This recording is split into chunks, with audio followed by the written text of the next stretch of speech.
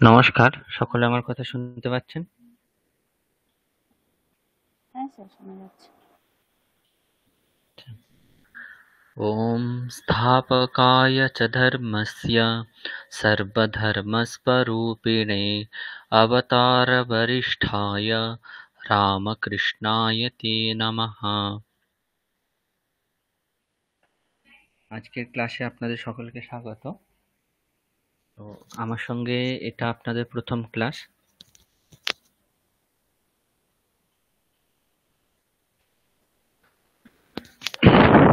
আচ্ছা, তো প্রথম ক্লাস যেহেতু প্রথম ক্লাসের প্রথমেই আগে পরিচয় করে নেওয়া উচিত, কারণ এরপর তো আমরা এখন 6 মাস একসঙ্গেই পড়াশোনা করব। আচ্ছা, বাসনাস কালেকশন। আচ্ছা, আপনার নামটা একটু বলবেন, কারণ প্রেজেন্ট করতে হবে তো। বাসনাস কালেকশন। আমার নাম সৌমি। আচ্ছা, ধন্যবাদ।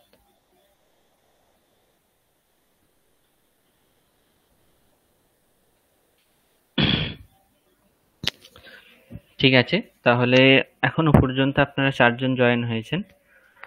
আমি হলাম সৌরভ পোড়েল, বর্তমানে রামকৃষ্ণ মিশন বিবেকানন্দ বিশ্ববিদ্যালয় থেকে পাণিনীয় ব্যাকরণে পিএইচডি করছি।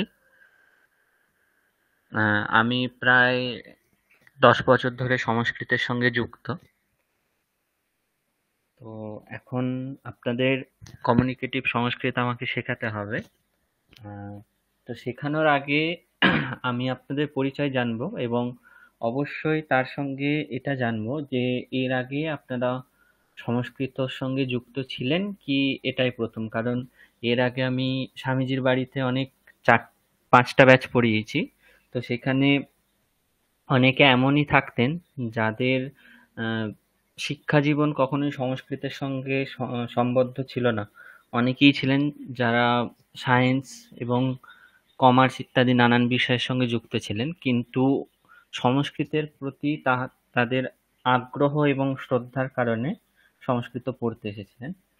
তো আমি একে একে এখন আপনাদের অনুরোধ করছি, আপনারা নিজেদের মাইক অন করে আপনাদের নাম, পরিচয় এবং আহ, কোথা থেকে বলছেন, এবং আপনাদের শিক্ষা জীবনের যে বিষয়, অর্থাৎ সংস্কৃত কিংবা ইংরাজি কিংবা ইতিহাস, যা কিছু হতে পারে, যার যেমন শিক্ষার বিষয় ছিল, কার কি বিষয় ছিল সেটা একটু বলবেন। ঠিক আছে? তা আমি, আমার বাড়িটা বলা হয়নি, আমি হলাম হুগলি জেলার আঁটপুর গ্রাম থেকে আমি বলছি। আচ্ছা, এবার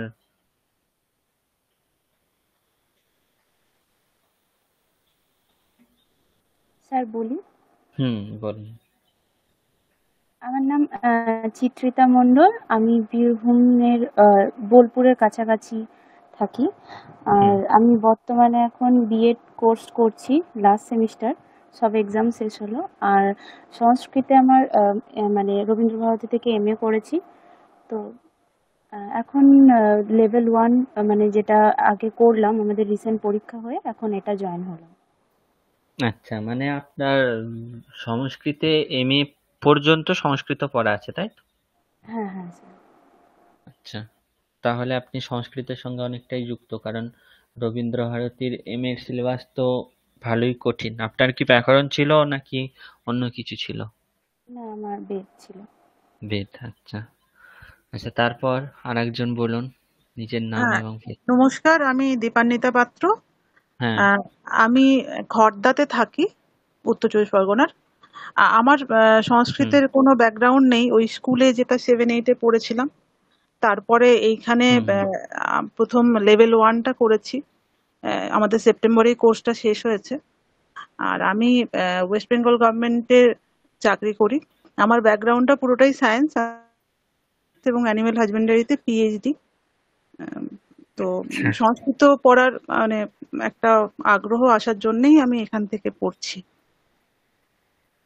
অবশ্যই। ঠিক আছে। আচ্ছা, আর আরেকজন বলুন। আমার নাম সৌমি। আমি লেভেল 1টা এখান থেকেই করেছি। হুম। আহ, আর আমি ম্যানেজমেন্ট নিয়ে পড়াশোনা করেছি। তো ওই গত বছর আপনার ক্লাস আমি কিছুদিন অ্যাটেন্ড করেছিলাম, তারপর আমি কন্টিনিউ করতে পারিনি বলে আমি আবার এনরোল করেছি আর কি। আচ্ছা, আমার ক্লাস বলতে L1 এ? না না, L2 তে আমি ওই একবার এনরোল করেছিলাম, কিন্তু আমি ওটা কন্টিনিউ করতে হ্যাঁ, পারি, হ্যাঁ, হ্যাঁ। তো আচ্ছা, আচ্ছা। সেজন্য আর একবার জয়েন করেছি। হুম। আপনি মনে হয় বেশি দিন, একদমই অল্প দিন ক্লাস করেছেন, কারণ সেরকম ভাবে কিছু মনে পড়ছে না। মনে নেই, হ্যাঁ, আমি খুব বেশি দিন করতে হুম, পারিনি, আমার একটু অসুবিধা হয়েছিল, তো আমাকে মানে ডিসকন্টিনিউ করতে হয়। তো হুম, হুম, হুম, হুম। ঠিক আছে। আচ্ছা, আর সাধনা ম্যাডাম, আপনি বলুন আপনার পরিচয়। আমার নাম সাধনা মান্ডি। আমার বাড়ি হচ্ছে হুম। পুরুলিয়া। আমি এখন বেথুন কলেজে থার্ড ইয়ারের ছাত্রী। আমি L1 আচ্ছা, এখান থেকে। হুম বেতন কলে সংস্কৃত বিষয়, তাই তো? হুম হুম। আচ্ছা, ঠিক আছে। তো এখনো পর্যন্ত আপনারা যারা 4 জন আছেন তাদের মধ্যে 2 জনের সংস্কৃত জানা এবং 2 জনের সংস্কৃত অজানা। অজানা ইন দ্য সেন্স মানে সংস্কৃত নিয়েই তাদের পঠন পাঠন নয়, কিন্তু বাকি 2 জন সংস্কৃত নিয়ে যেহেতু পড়াশোনা করেছেন, সংস্কৃতের সঙ্গে অনেকটাই সংযুক্ত।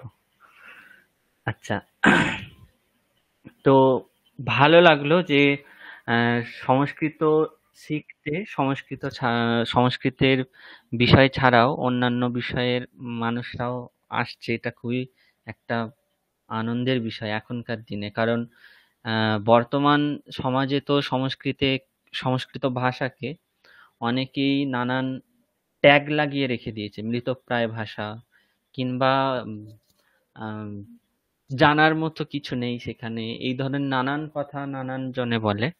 ঠিক আছে? তো সেসব যারা বলে, তারা সেগুলো বলে তাদের হয়তো কিছু দৃষ্টিভঙ্গি সেরকম কিছু আছে। ঠিক আছে? কিন্তু আমরা যারা সংস্কৃতকে অনেক কাছ থেকে দেখেছি, পড়াশোনা করেছি, সংস্কৃতকে নিয়ে অনেকদিন নাড়াচাড়া করেছি। তো আমি আমার অভিজ্ঞতা থেকে বলছি, সংস্কৃত হচ্ছে এমন একটা ভাষা, আ শুধু ভাষা নয়, সংস্কৃতের মধ্যে আপনারা সকলেই জানেন যে পুরো সনাতন ধর্ম সংস্কৃতের ওপর ভিত্তি করেই দাঁড়িয়ে আছে। সনাতন ধর্মের যত পৌরাণিক গ্রন্থ, ধার্মিক গ্রন্থ এবং নানান রকম যত শাস্ত্রীয় গ্রন্থ, সমস্ত কিছুই কিন্তু সংস্কৃত ভাষাতে রচিত হয়েছে। এটা আপনারা সকলেই জানেন। বেদ, নানান স্মৃতিশাস্ত্র, তারপর হচ্ছে আপনার কৌটিল্যের অর্থশাস্ত্র এবং উম বৌধায়ন সূত্র ইত্যাদি নানান জিনিস, সমস্ত কিছুই কিন্তু সংস্কৃতেতেই রচিত হয়েছে। ঠিক আছে? তো যার জন্য সংস্কৃত আমাদের প্রত্যেকটি সনাতন ধর্মের মানুষের কিছু না কিছু ভাবে যতটা পারা যায় অবশ্যই জেনে রাখা উচিত। তার জন্য স্বামীজির বাড়ি থেকে এরকম একটা সুবর্ণ সুযোগ দেয়া হয়। এটা খুবই একটা আহ, প্রশংসনীয় বিষয়। এবং আহ, তো স্বামীজির বাড়ি থেকে যেহেতু ব্যবস্থা করা হয়েছে, সেহেতু আপনারাও এখানে এসেছেন শিখতে, এবং আমিও আপনার এখানে এসেছি শেখাতে না, আপনাদের পড়িয়ে কিভাবে আমিও নিজের ভুল সংশোধন করতে পারি কিংবা আরো নতুন কিছু জানাতে পারি। এটাও আমারও এক প্রকারে শেখা। ঠিক আছে? তো আপনাদের কাছে আমার এটাই অনুরোধ যে আমি যেটা পড়াবো সেটা অবশ্যই আপনাদের সেখানে যদি কিছু প্রশ্ন থাকে কিংবা কিছু হয়তো আমি যেটা বলছি সেখানে আপনাদের কিছু দ্বিমত আছে, আপনারা হয়তো অন্য কিছু জানেন কিংবা অন্য কিছু বলতে চান, এরকম যদি থাকে অবশ্যই বলবেন। এমন নয় যে আমি সব জানি কিংবা আপনারা সব জানেন না, এটাও না। আপনারাও কিছু জানেন, আমিও কিছু জানি। তো সবাই মিলেই এখানে শেখা হবে। অবশ্যই আপনাদের যা প্রশ্ন থাকবে সমস্ত কিছু জিজ্ঞাসা করবেন। এমন নয় যে প্রশ্ন আছে কিন্তু আমি কি ভাববো সেই ভেবেই বলবেন না, অথবা আমি কিছু বলছি সেখানে হয়তো আপনার সেটা ঠিকঠাক মনে হচ্ছে না, সেখানে হয়তো অন্য কিছু বললে ভালো হতো, এই ধরনের যদি মনে হয় সেটাও আপনারা অবশ্যই বলবেন। ঠিক আছে? তো এখন ভোলানাথ বাবু একটু আগে এসে উপস্থিত হয়েছেন। আপনার নাম, পরিচয় এবং আপনার সাবজেক্ট কি, অর্থাৎ সংস্কৃত কিংবা অন্যান্য কিছু যদি থাকে তাহলে একটু বলুন। সকলেই আমার নাম বলেছেন এখানে। প্রভাত মন্ডল। হুম, আমার সাবজেক্ট সংস্কৃত। হুম। আর আমি ক্যানিংয়ের দিকে থাকি। আমার বাড়ি ক্যানিংয়ের দিকে। এখন আপাতত কিছু করছি না। আচ্ছা। সংস্কৃত কত পড়েছেন? এম এ পর্যন্ত না বিএ পর্যন্ত? এমএ। এম এ পর্যন্ত। আচ্ছা, ঠিক আছে।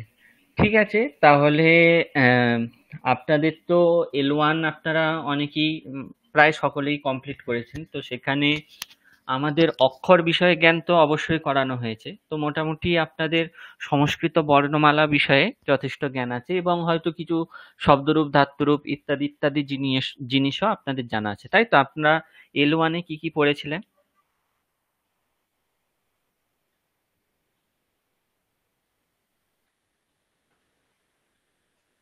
হ্যালো, যারা L1 রিসেন্ট করেছেন, L1 এ কি কি পড়েছেন একটু বলবেন? স্যার ওইগুলোই শব্দরূপ, ধাতুরূপ, আহ, হুম। আপনি আর যেগুলো বলছিলেন। বর্ণের আর উচ্চারণ ইত্যাদি বিভক্তিগুলো পড়ানো হয়েছিল প্রথমা থেকে সপ্তমী বিভক্তি পর্যন্ত বুদ্ধদেব স্যার পুরোটাই পড়িয়েছিলেন। আর হুম। প্রত্যয় কিছুটা পড়ানো হয়েছে, সত্রী প্রত্যয়, সানজ প্রত্যয়, তোয়া প্রত্যয়, এগুলো পড়ানো হয়েছে কিছুটা, মানে পুরোটা কমপ্লিট হয়নি, হুম। কয়েকটা প্রত্যয় পড়ানো মানে হয়েছে। আপনাদের শুধুমাত্র একটু আর পরিচয় বাচ্য করানো পরিবর্তন, হয়েছে। হ্যাঁ, বাচ্য পরিবর্তনটাও করানো হয়েছিল। হুম হুম হুম। বুঝতে পেরেছি, তাহলে পরিচয় মাত্র হয়েছে। এখন যেই জিনিসগুলো আপনারা ওখানে দেখেছেন সেই জিনিসগুলোই আমরা আরো ডিটেলসে দেখব, যেমন প্রত্যয়, প্রত্যয়ের মধ্যে কৃৎ প্রত্যয়, তদ্ধিত প্রত্যয়, সুপ প্রত্যয়, তিং প্রত্যয় ইত্যাদি নানান জিনিস দেখবো আমরা। তাছাড়াও শব্দরূপ, ধাতুরূপ বিষয়ে আরো ডিটেলসে দেখব এবং ধাতুর মধ্যেও যে ধাতুর 10টা গণ, 10টা লকার ইত্যাদি জিনিসগুলো আমরা দেখব। তার সঙ্গে সঙ্গে কারক, বিভক্তি এগুলো আমরা ডিটেলসে আলোচনা করব এবং বাচ্য পরিবর্তন তো অবশ্যই দেখব। তার সঙ্গে আমি আপনাদের যেটা বিশেষ করে পড়াবো সেটা হচ্ছে অব্যয় এবং লকারের যে মানে উপসর্গ, উপসর্গ প্রয়োগ করে কিভাবে অর্থ পরিবর্তন হয় সেই জিনিসগুলোও আমরা দেখব, কিন্তু আস্তে আস্তে দেখব। ঠিক আছে? তো সেখানে যাওয়ার আগে আমাদের একটু প্রথম থেকে একবার একটু আলোচনা করে নিতে হবে। তো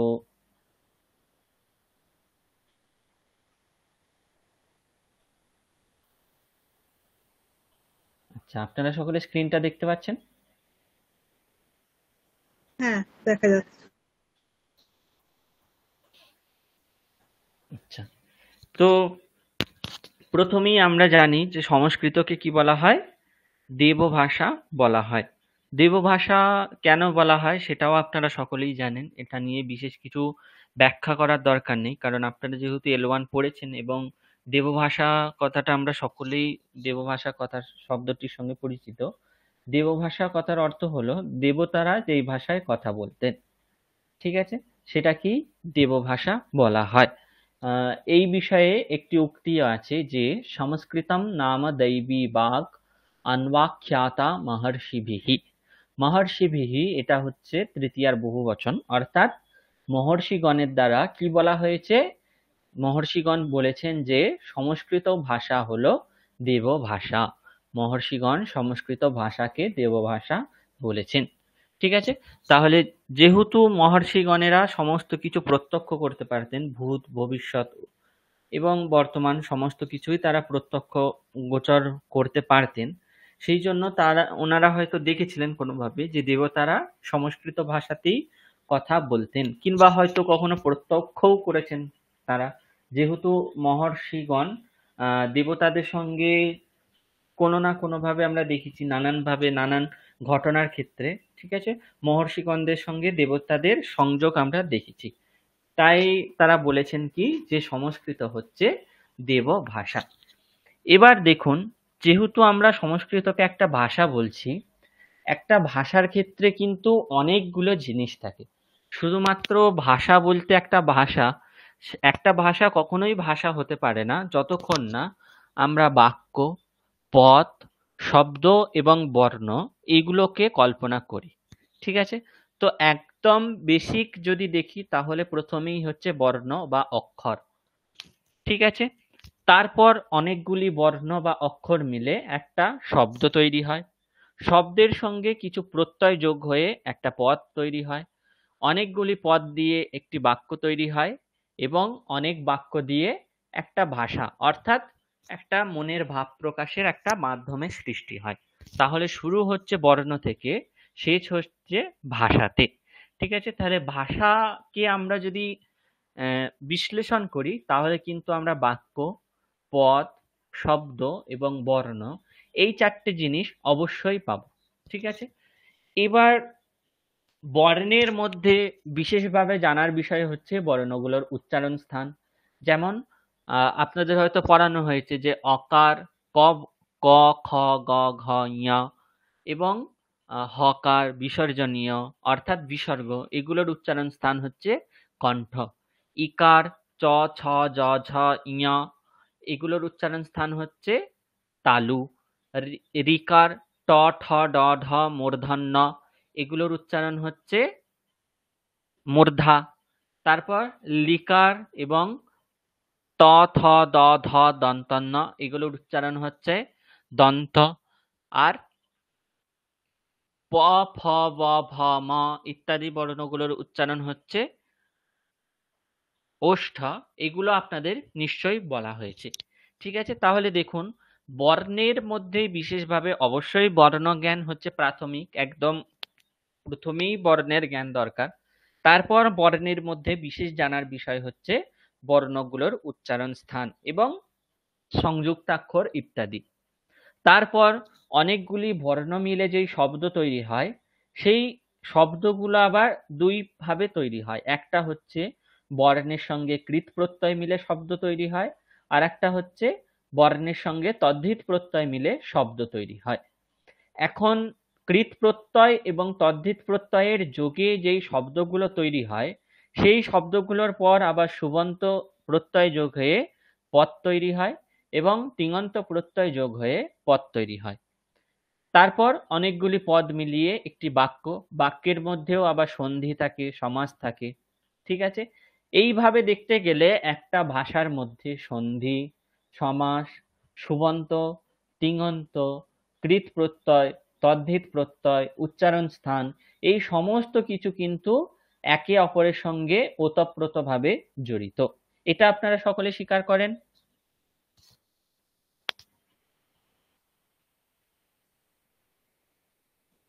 হ্যালো? হ্যাঁ স্যার।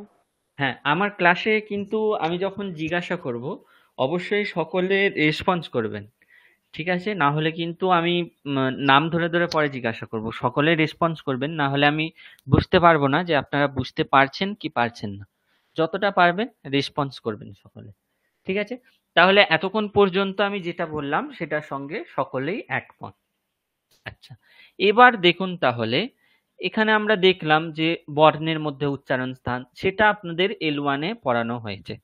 ঠিক আছে, শব্দ, শব্দের মধ্যে আমরা প্রত্যয় দেখব, কৃৎ প্রত্যয়, তদ্ধিত প্রত্যয়, এটা আমরা পরে দেখব।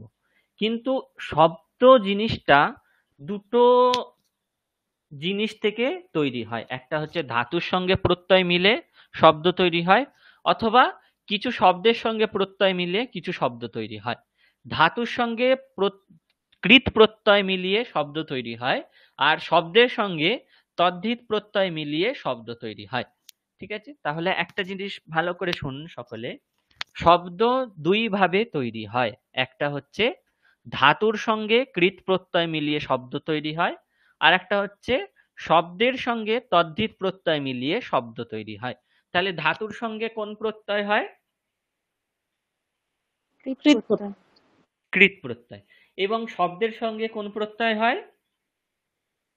তদ্ধিত প্রত্যয়। তদ্ধিত প্রত্যয়। এটা কিন্তু একদম আপনারা যতদিন সংস্কৃতের সঙ্গে যুক্ত থাকবেন ততদিন এটা একদম স্পষ্ট ধারণা আপনাদের মনের মধ্যে থাকা দরকার যে ধাতুর সঙ্গে শুধুমাত্র কৃৎ প্রত্যয়ই হয়, কখনোই তদ্ধিত প্রত্যয় হতে পারে না। এবং শব্দের সঙ্গে সবসময় তদ্ধিত প্রত্যয়ই হয়, কখনো কৃৎ প্রত্যয় হতে পারে না।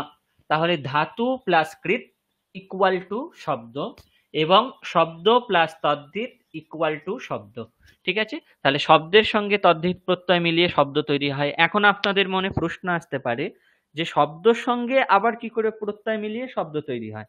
ঠিক আছে, আমরা তো শব্দই বলছি, তার সঙ্গে আবার প্রত্যয় যোগ করে তাকে আবার শব্দ তৈরি করা, এটা তো একটু জটিল প্রক্রিয়া মনে হতে পারে। ঠিক আছে, কিন্তু সংস্কৃতের যে প্রত্যয়গুলো আছে প্রতিটা প্রত্যয়ের এক একটি করে বিশেষ বিশেষ অর্থ আছে।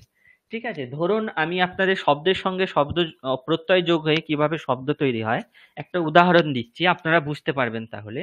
যেমন ধরুন আমরা বসুদেব শব্দের অর্থ সকলে জানি। বসুদেব মানে কে? কৃষ্ণ। না, বসুদেব, আমি বাসুদেব বলিনি, বসুদেব বলেছি। বসুদেব মানে কি, বা বসুদেব কে ছিলেন? সূর্য। বাবা। হ্যাঁ, শ্রীকৃষ্ণের বাবার নাম হলো বসুদেব। এখন দেখুন, বাসুদেব শব্দ আমরা সকলে জানি, বাসুদেব শব্দের অর্থ হলো কৃষ্ণ। ঠিক আছে, অথবা বিষ্ণু, আপনারা যেরকম বললেন। তো দেখুন, বসুদেব এবং বাসুদেব দুটো শব্দ কিন্তু আমাদের একই মনে হচ্ছে। ঠিক আছে, মানে শুনতে এক মনে হলেও দুটো শব্দের মধ্যে কিন্তু একটা সূক্ষ্ম ভেদ আছে। কি ভেদ? বসুদেব শব্দে বয়ের পর অকার আছে, বাসুদেব শব্দে বয়ের পর আকার আছে। ঠিক আছে, কিন্তু অর্থের মধ্যে মহান পার্থক্য, একজন হচ্ছে বাবা, একজন হচ্ছেন পুত্র। ঠিক আছে, তাহলে এই যে পুত্র এবং বাবা, এই অর্থটা কি করে এলো? শুধুমাত্র একটা আকারের তফাৎ হয়ে বসুদেব মানে হচ্ছে পিতা অর্থাৎ কৃষ্ণের বাবা, এবং বাসুদেব মানে হচ্ছে শ্রীকৃষ্ণ স্বয়ং। ঠিক আছে, অর্থাৎ তিনি হলেন পুত্র। ঠিক আছে, এই যে অর্থ পার্থক্যটা হচ্ছে, এই অর্থ পার্থক্যটা ঘটাচ্ছে অন বলে একটা তদ্ধিত প্রত্যয় আছে। কি প্রত্যয়? অন। অন। অন। অ মূর্ধন্যয়ে হসন্ত। যেই অন প্রত্যয়টার অর্থ হচ্ছে পুত্র, অর্থাৎ যেই শব্দের পর অন প্রত্যয়টা হবে, দিয়ে শব্দের সঙ্গে অন প্রত্যয় হয়ে যেই শব্দটা নিষ্পন্ন হবে, তার অর্থ হবে যার সঙ্গে ওই অন প্রত্যয়টা যুক্ত হচ্ছে তার পুত্র। যেমন ধরুন, বসুদেব শব্দ থেকে অন প্রত্যয় করলাম। ঠিক আছে, এরপর যে বাসুদেব শব্দটা নিষ্পন্ন হচ্ছে অন প্রত্যয়ের ফলে, ওই বাসুদেব শব্দের অর্থ হবে যার থেকে অন প্রত্যয় হয়েছে তার পুত্র। তাহলে বসুদেব শব্দ থেকে অন প্রত্যয় হচ্ছে, তাহলে বাসুদেবা এটার অর্থ হচ্ছে বসুদেবের পুত্র অর্থাৎ কৃষ্ণ। তাহলে দেখুন কিভাবে একটা মাত্র প্রত্যয়ের দ্বারা একটা সামান্য শব্দ থেকে একটা মহান অর্থের পার্থক্য ঘটানো হচ্ছে। ঠিক আছে, বাসুদেব আর বসুদেব দুটো একই শব্দ মনে হলেও শুধুমাত্র একটা আকার অর্থাৎ অন প্রত্যয়ের যোগে একটার অর্থ হচ্ছে পিতা আর একটার অর্থ হচ্ছে পুত্র। ঠিক আছে, তাহলে শব্দের সঙ্গে কিভাবে তদ্ধিত প্রত্যয় যোগ হয়ে শব্দ তৈরি হয় সেটা আমরা দেখালাম। ধাতুর সঙ্গে কৃৎ প্রত্যয়, এটা তো মানে খুবই প্রসিদ্ধ। যেমন ধরুন আমরা প্রয়োগ করি যে কর্তব্য, কর্তব্য শব্দ আমরা বাংলায় প্রয়োগ করি, করি তো, সকলেই প্রয়োগ করি কর্তব্য। ঠিক আছে, এটা আমাদের জাতীয় কর্তব্য। এখন কর্তব্য শব্দটা, এটাকে আমরা শব্দ বলছি, কিন্তু কর্তব্য শব্দটা কিভাবে তৈরি হয়েছে সেটা যদি আমরা দেখি, সেটাকে আমরা যদি একটু ভেঙে দেখি, তাহলে সেখানে আমরা দুটো জিনিস পাবো, একটা হচ্ছে ক্রি ধাতু আর একটা হচ্ছে তব্য প্রত্যয়। এখন এগুলো আপনারা শুধু শুনে রাখুন, আমরা যখন ডিটেলসে পড়বো এগুলো সব আপনাদের পড়ানো হবে। ঠিক আছে, এরকম ভাববেন না যে এইভাবেই আপনাদের শুধুমাত্র গল্পের মতো সব শুনিয়ে যাওয়া হবে, আপনাদের সব লিখে লিখে একদম ধরে ধরে বোঝানো হবে। ঠিক আছে, যেহেতু আজকের ক্লাসটা আমাদের একটু ইন্ট্রোডাকশন মতো, ভূমিকা মতো, যে সংস্কৃত ভাষার মধ্যে এমন কি আছে যার জন্য সংস্কৃতকে এখন নাসা, ইসরো ইত্যাদি সমস্ত বৈজ্ঞানিক সংস্থাগুলো প্রাধান্য দিচ্ছে, নিশ্চয়ই কিছু বিশেষত্ব আছে।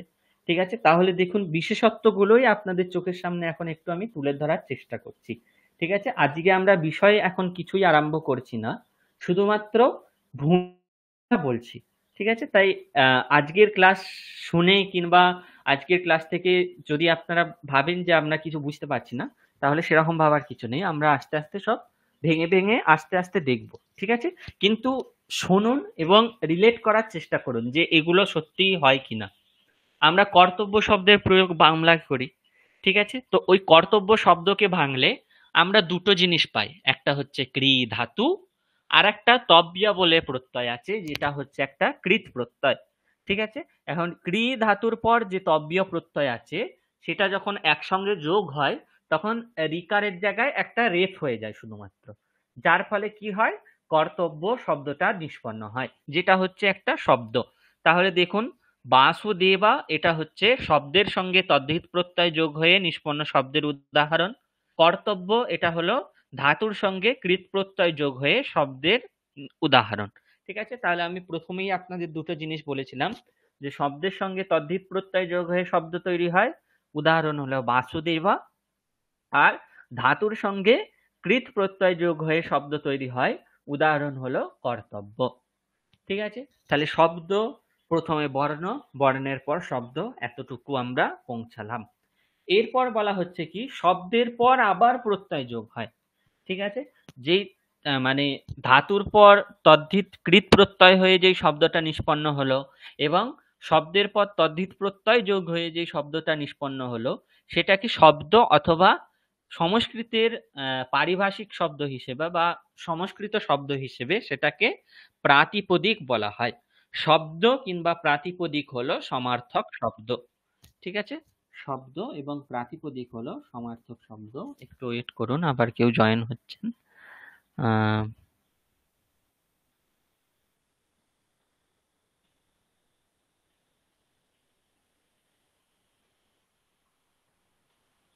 আচ্ছা, কুহেলি ম্যাডাম আপনাকে ক্লাসে স্বাগত।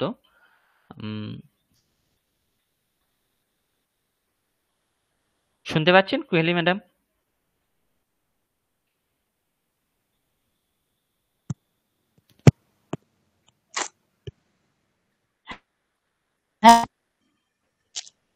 আচ্ছা, আপনি সম্ভবত একবার L2 তে অ্যাডমিশন নিয়েছিলেন সম্ভবত, আমার যতটা মনে পড়ছে। হ্যাঁ, আচ্ছা, ঠিক আছে। আপনার নামটা মনে আছে কারণ আপনি হয়তো এক দুটো ব্যাচ আগেই ভর্তি হয়েছিলেন কিন্তু পরীক্ষাটা দেননি। তো আমরা আজকে এখনো পর্যন্ত পড়া করতে পারিনি। হুম, আচ্ছা ঠিক আছে, তাহলে এখন আমরা যেহেতু আমি ভেবেছি 7:15 থেকে শুরু হবে। না আমি ভেবেছি 7:15 থেকে শুরু হবে। ক্লাস 7টা থেকে শুরু হয়ে যায়। যদি বিশেষ কিছু অসুবিধা থাকে। এর আগের দিন কথা হচ্ছিল যে 7:15 করলে ভালো হয়, তাই জন্য আমি আবার ভাবছি বোধহয় 7টা থেকেই হবে। না, এরকম কিছু হলে আপনাদের গ্রুপে জানিয়ে দেওয়া হবে। যেই স্যারের হয়তো কোনো অসুবিধা থাকবে, ওনারা যেই সময় থেকে ক্লাস নেবেন ওনার সেটা অসুবিধা না, আমারই একটু ফিরতে দেরি হয় তো, তাই আমি বলেছিলাম 7:15 করতে, তাই জন্য বলেছি। ঠিক আছে, অসুবিধা নেই। আপনি একটু চেষ্টা করবেন তাড়াতাড়ি, না হলে কোনো অসুবিধা নেই। এগুলো তো আপনাদের রেকর্ডিং দেয়া হবে, আপনি যেটুকু ক্লাস মিস করবেন পরে শুনে নেবেন। ঠিক আছে, তো আমরা এখন ভূমিকা একটু দেখছি যে সংস্কৃতের মানে ভাষা, কিন্তু ভাষাকে আমরা যদি বিশ্লেষণ করি তাহলে আমরা কি কি জিনিস পেতে পারি। ঠিক আছে, তো আমরা এখনো পর্যন্ত প্রথমে দেখলাম বর্ণ, বর্ণের মধ্যে আমরা উচ্চারণ স্থান দেখেছি। তারপর অনেকগুলো বর্ণ মিলিয়ে যে শব্দ তৈরি হয় কিংবা ধাতু তৈরি হয়, সেই শব্দের পর তদ্ধিত প্রত্যয় যোগ হয়েও শব্দ তৈরি হয়, অথবা ধাতুর পর কৃত প্রত্যয় যোগ হয়েও শব্দ তৈরি হয়। এতদূর পর্যন্ত আমরা দেখেছি। আপনি একটু ক্লাসটা শুনে নেবেন, এই আধ ঘন্টা কি পড়ানো হলো। ঠিক আছে, আমরা তাহলে আগে যাচ্ছি।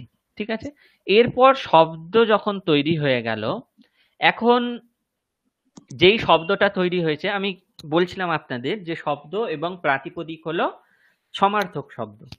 শব্দ এবং প্রাতিপদিক এটার অর্থ হচ্ছে র শব্দ, অর্থাৎ যার সঙ্গে এখনো কিছু যুক্ত হয়নি, শুধুমাত্র শব্দ। ঠিক আছে, এখন সংস্কৃত ব্যাকরণে একটা নিয়ম বলা হয়েছে কি, যে আপনি যদি শুধুমাত্র বাক্য হিসেবে শব্দ প্রয়োগ করেন, যেমন নর হচ্ছে একটা শব্দ, অকারান্ত পুংলিঙ্গ শব্দ।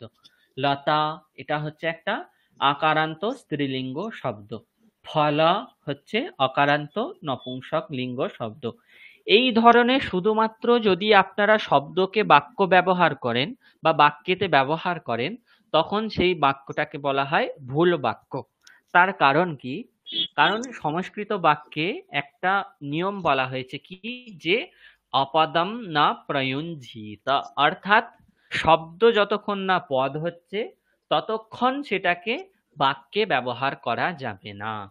ঠিক আছে, তাহলে কি বলা হলো? শব্দ যতক্ষণ না পদ হচ্ছে ততক্ষণ সেটাকে বাক্যে ব্যবহার করা যাবে না।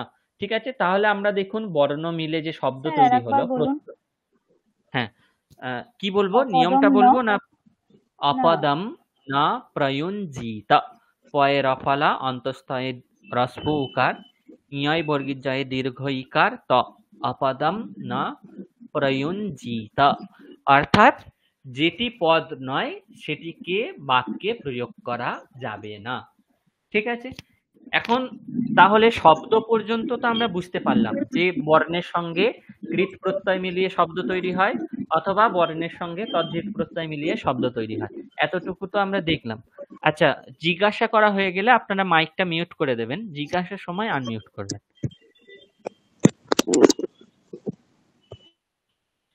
হুম। না, বলছি শুধু কি কৃৎ প্রত্যয় আর শুধু কি তদ্ধিত প্রত্যয়? না, সেটাই আমি বললাম যে ধাতুর সঙ্গে কৃৎ প্রত্যয় মিলিয়ে শব্দ তৈরি হয় এবং শব্দের সঙ্গে তদ্ধিত প্রত্যয় মিলিয়ে শব্দ তৈরি হয়। ঠিক আছে, শব্দের সঙ্গে তদ্ধিত প্রত্যয় মিলিয়ে যে শব্দ তৈরি হয় তার একটা উদাহরণ আমি বলেছি, বাসুদেবা, এবং ধাতুর সঙ্গে কৃৎ প্রত্যয় মিলিয়ে যে শব্দ তৈরি হয় তার একটা উদাহরণ আমি বলেছি, কর্তব্য। ঠিক আছে, এই দুটো শব্দ আমরা তাহলে শব্দ পর্যন্ত এসে পৌঁছেছি। কিন্তু এখন আমাদের সংস্কৃত ব্যাকরণ থেকে কি বলা হচ্ছে যে সেটা যতক্ষণ না পদ তৈরি হচ্ছে ততক্ষণ সেটাকে বাক্যে প্রয়োগ করা যাবে না। ঠিক আছে, এখন তাহলে সমস্যা এসে গেল যে শব্দকে কি করে পদে পরিণত করতে হবে, সেটা আমাদের কাছে একটা চ্যালেঞ্জ এলো। তখন সংস্কৃতে ব্যাকরণেই ব্যবস্থা করা হয়েছে কিভাবে শব্দকে পদে পরিণত করতে হবে। তার জন্য দুটো আরো প্রত্যয় বলা হয়েছে, একটা হচ্ছে সুবন্ত অর্থাৎ সুপ্রত্যয়, আর একটা হচ্ছে তিং প্রত্যয়। ঠিক আছে, এখন দেখুন বলা হচ্ছে কি যে ধাতু বলে একটা জিনিস আছে সংস্কৃতে, শব্দ তো আমরা জানলাম, শব্দের মতো ধাতুও একটা জিনিস আছে সংস্কৃতে। তো সেই ধাতু হচ্ছে ক্রিয়ার বাচক। এখন শব্দ থেকে সবসময় সুপ প্রত্যয় হয় বলে সমস্ত শব্দকে বলা হয় সুবন্ত শব্দ। ঠিক আছে, এবং ধাতুর পর বা সুবন্ত রূপ, শব্দের যে রূপগুলো হয় সেটাকে বলা হয় সুবন্ত রূপ, এবং ধাতুর পর সবসময় তিং প্রত্যয় হয় বলে সমস্ত ধাতুকে বলা হয় তিঙন্ত রূপ। ধাতুর সমস্ত রূপকে বলা হচ্ছে তিঙন্ত রূপ। এখন যতক্ষণ না শব্দকে সুবন্ত করা হচ্ছে ততক্ষণ শব্দকে পদ বলা যাবে না, এবং ধাতুকে যতক্ষণ না তিঙন্ত করা হচ্ছে ততক্ষণ ধাতুকে পদ বলা যাবে না। তাহলে আলটিমেট কি এসে দাঁড়ালো, আমরা দেখলাম কৃৎ প্রত্যয় যোগ হয়ে শব্দ তৈরি হলো, তদ্ধিত প্রত্যয় যোগ হয়ে শব্দ তৈরি হলো। এখন কৃৎ প্রত্যয় আর তদ্ধিত প্রত্যয় যোগ হয়ে যে শব্দটা তৈরি হচ্ছে তারপর আবার 21টা সুপ বিভক্তি বা সুপ প্রত্যয় আছে যেগুলোকে যোগ করলে কিছু কিছু রূপ হয়। যেমন ধরুন নর হচ্ছে একটা প্রাতিপদিক বা শব্দ, র শব্দ যার মধ্যে কোনো ভেজাল নেই বা আমরা এখনো কিছু যোগ করিনি। এখন নর শব্দের পর আমরা যদি সুপ বিভক্তির প্রথম যে প্রত্যয় সুপ্রত্যয় সেটাকে যোগ করি, সুপ্রত্যয়ে সকারের জায়গায় বিসর্গ হয়ে যায়, তাহলে নর প্লাস সু এর সকারের বিসর্গ দুটো মিলিয়ে কি তৈরি হলো, নরহ। তারপর ঔ বলে একটা প্রত্যয় আছে, নর প্লাস ঔ যোগ করে যখন আমরা পেলাম দিয়ে নরও তৈরি হলো, তখন সেটাকে আমরা পদ বলবো অথবা সুবন্ত বলবো। ঠিক আছে, তারপর যশ বলে একটা প্রত্যয় আছে, সেই প্রত্যয় যখন নর শব্দের সঙ্গে যোগ হবে তখন তাকে বলা হবে সুবন্ত বা পদ। এগুলো আমরা দেখবো কিভাবে তৈরি হচ্ছে, সেটা আমরা পরে পরে দেখবো। ঠিক আছে, কিন্তু এখন আমি আপনাদের কি বোঝাতে চাইছি যে শব্দ যেটা তৈরি হলো তার সঙ্গে আবার সুপ যোগ হয়, ধাতুর সঙ্গে তিং যোগ হয়, তাই ধাতুকে তিঙন্ত বলা হয় আর শব্দকে কি বলা হয়,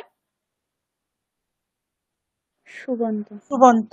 সুবন্ত। স্যার বলছি যে আচ্ছা, এই সুপ সুপ প্রত্যয় বললেন না, মানে দন্তস্বই হ্যাঁ প হ্যাঁ, পয়ে হসন্ত, সুপ পয় বিভক্তি বসা। অথবা সুপ প্রত্যয়। আচ্ছা, আমি আচ্ছা, যেগুলো বলছি আপনাদের কঠিন লাগছে না তো? এখন একটু কঠিন লাগবে, ঠিক আছে, প্রথম ক্লাস তো, এই যখন আমরা এই একই জিনিস নিয়ে বারবার পড়াশোনা করব, আলোচনা করব, আরেকটু তখন আরেকটু আমার একটা অনুরোধ, আরেকটু আস্তে আস্তে বললে ভালো হয়। আচ্ছা ঠিক আছে, ঠিক আছে, তাহলে আরেকটু আস্তে আস্তে বলার হ্যাঁ, চেষ্টা হ্যাঁ, করব আমি। একটু একটু আরেকটু মানে যেন মনে হচ্ছে মানে ভুল হয়ে যাচ্ছে আর কি, একটু লেখারও চেষ্টা করছি। ঠিক আছে। হুম হুম হুম। আচ্ছা, আমি একটু স্ক্রিনটা বন্ধ করছি, আমি একটা ওয়ার্ড ফাইল আপনাদের সঙ্গে শেয়ার করছি। ঠিক আছে,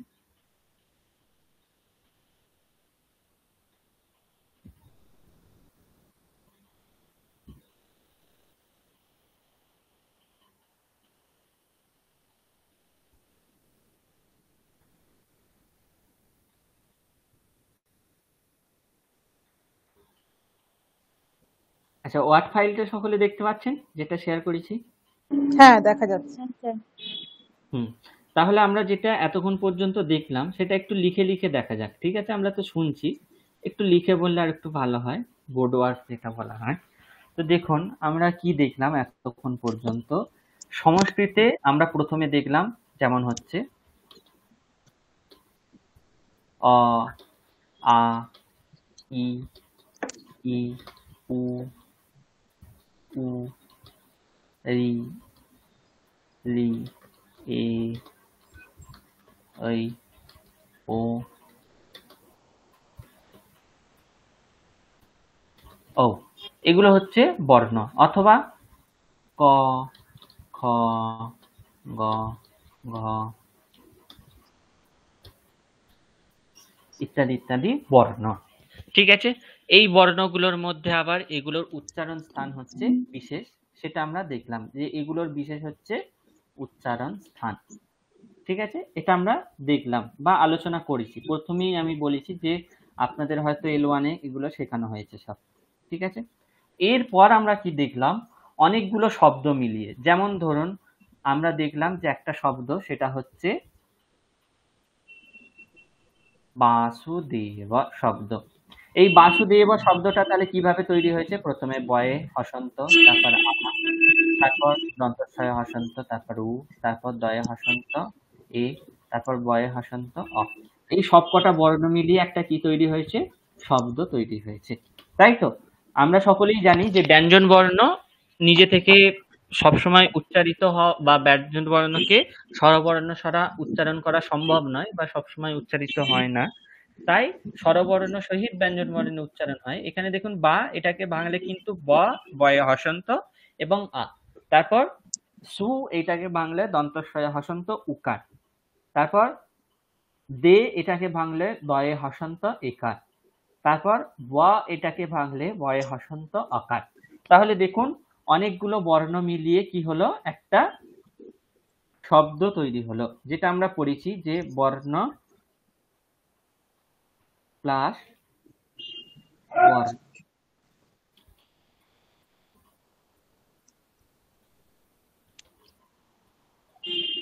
বর্ণ সমান শব্দ, ঠিক আছে? এটা আমরা দেখেছি। তাহলে দেখুন অনেকগুলো বর্ণ মিলিয়ে একটা বাসুদেবা শব্দ তৈরি হলো। এবার বলা হচ্ছে এই যে বাসুদেবা শব্দটা, এটা হচ্ছে একটা কৃদন্ত শব্দ, সরি তদ্ধিতান্ত শব্দ। কারণ কি? বসুদেবা বলে একটা শব্দ আছে, তার সঙ্গে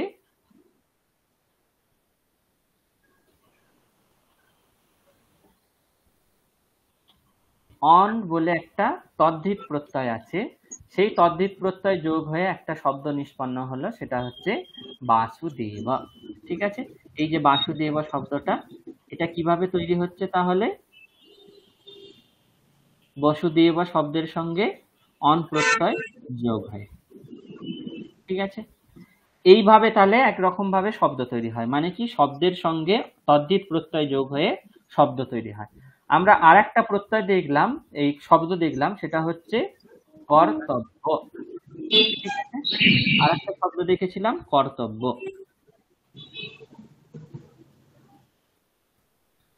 এই কর্তব্য শব্দ হচ্ছে একটা কৃদন্ত শব্দ।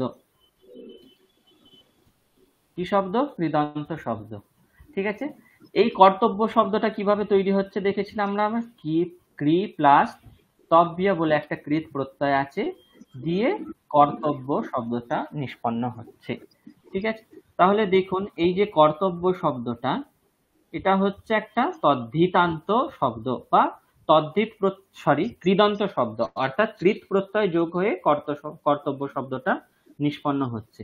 আর বাসুদেব যে শব্দটা আছে, সেটা আমরা কি করে দেখলাম? তাহলে তদ্ধিত প্রত্যয় যোগ হয়ে শব্দটা নিষ্পন্ন হচ্ছে, ঠিক আছে? তাহলে আপনাদের প্রথমে এটাই বলা হয়েছিল, একবার দেখে নেওয়া যাক কি বলা হয়েছিল।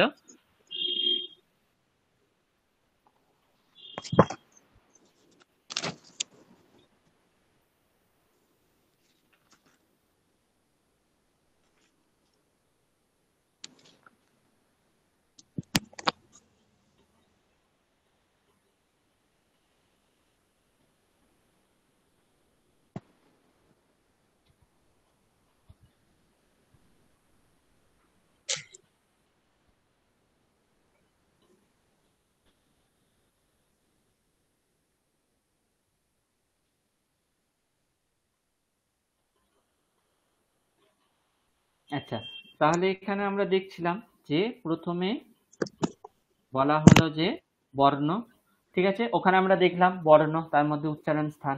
তারপর দেখলাম শব্দ দুভাবে তৈরি হলো, প্রথমে হচ্ছে বসুদেবর সঙ্গে তদ্ধিত যে অন প্রত্যয় সেটা দিয়ে বাসুদেব শব্দ নিষ্পন্ন হলো, আর ক্রি ধাতু থেকে তব্য প্রত্যয় করে যে শব্দটা নিষ্পন্ন হলো সেটা হচ্ছে কৃদন্ত শব্দ। ঠিক আছে, কৃদন্ত কেন বলা হচ্ছে? কারণ কৃত প্রত্যয় অন্তে আছে, তাই কৃদন্ত বলা হচ্ছে।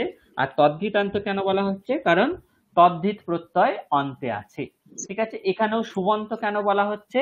কারণ শব্দের পর সুপ্রত্যয়, শব্দের শেষে অন্তে সুপ্রত্যয় আছে, তাই সুবন্ত বলা হচ্ছে, এবং ধাতুর শেষে তিং প্রত্যয় আছে, তাই তিঙন্ত বলা হচ্ছে। ঠিক আছে, এতখানি আমরা দেখলাম। এবার দেখুন কি বলা হচ্ছে যে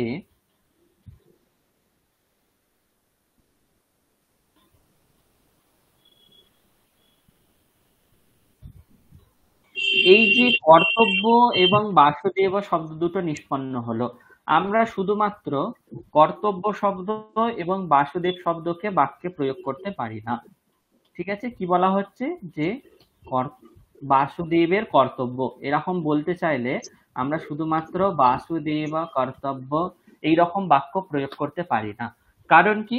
কারণ সংস্কৃতে একটা নিয়ম বলা হয়েছে যে অপদম না প্রয়ুঞ্জিত, অপদম না প্রয়ুঞ্জিত, যেটির অর্থ হচ্ছে কি যে যেটি পদ নয় সেটিকে বাক্যে প্রয়োগ করা যাবে না। ঠিক আছে, যেটির অর্থ কি? যেটি পদ নয় সেটিকে বাক্যে প্রয়োগ করা যাবে না। এখন তাহলে প্রশ্ন হচ্ছে যে পদ কিভাবে হবে?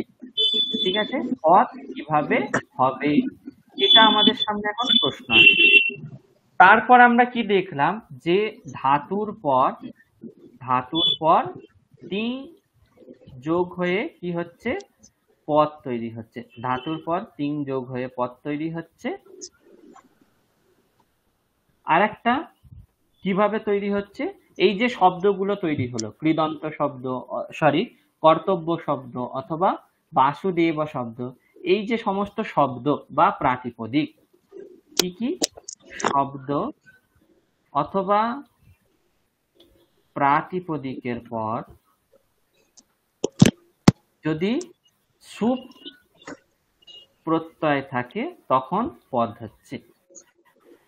ঠিক আছে, তাহলে আবার আমরা সেখানে ফিরে যাই, একটু দেখি সেখানে গিয়ে যে স্লাইডে কি বলা হচ্ছে। স্লাইড গুলো কিন্তু একটার সঙ্গে আরেকটা সম্বদ্ধ, একটার পর একটা আমরা যে স্লাইড গুলো দেখবো, ঠিক আছে, স্লাইড গুলো সেইভাবেই আমি তৈরি করেছি যে একটার সঙ্গে আরেকটা কানেক্টেড আছে। ঠিক আছে, আচ্ছা, যেটা আমি লিখে বোঝালাম সেটা বুঝতে পেরেছেন দীপান্বিতা ম্যাডাম? স্লাইড গুলো দিয়ে দেবেন তো? হ্যাঁ হ্যাঁ, ক্লাসের শেষে অবশ্যই আপনাদের সমস্ত কিছু ঠিক পিডিএফ আছে। দিয়ে দেওয়া হবে। ঠিক আছে, আচ্ছা, আমি যেটা লিখে বোঝালাম সেটা সবার কাছে স্পষ্ট কিনা আগে বলুন, ভোলানাথ বাবু? হ্যাঁ, স্পষ্ট। আচ্ছা, তাহলে এবার আমরা আরেকবার স্লাইডে ফিরে যাই, যেটা আমরা দেখছিলাম সেখানে আবার গিয়ে দেখি কি বলা হচ্ছিল সেখানে। তারপর আবার যদি কিছু অসুবিধা হয় তখন আমরা আরেকবার একটু লিখে লিখে দেখব। ঠিক আছে, অসুবিধা হলে এই যেমন বললেন যে আর একটু আস্তে পড়ালে ভালো হয়, এভাবে বলবেন। ঠিক আছে, এমন নয় যে আমি পড়িয়ে যাচ্ছি আপনি বুঝতে পারছেন না, মুখ বুঝে আছেন, সেরকম করবেন না, তাহলে আমার ক্ষতি না, আপনারই ক্ষতি।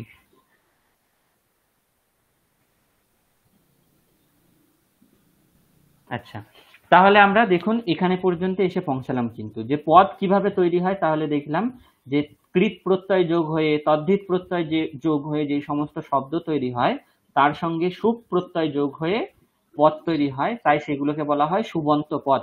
শুভ অন্ত কেন বলা হলো তাহলে? কারণ শব্দের শেষে সুপ যে 21টা যে সুপ বিভক্তি আছে বা সুপ প্রত্যয় আছে সেগুলো যেহেতু শব্দের শেষে থাকে তাই সেগুলোকে বলা হয় সুবন্ত পদ।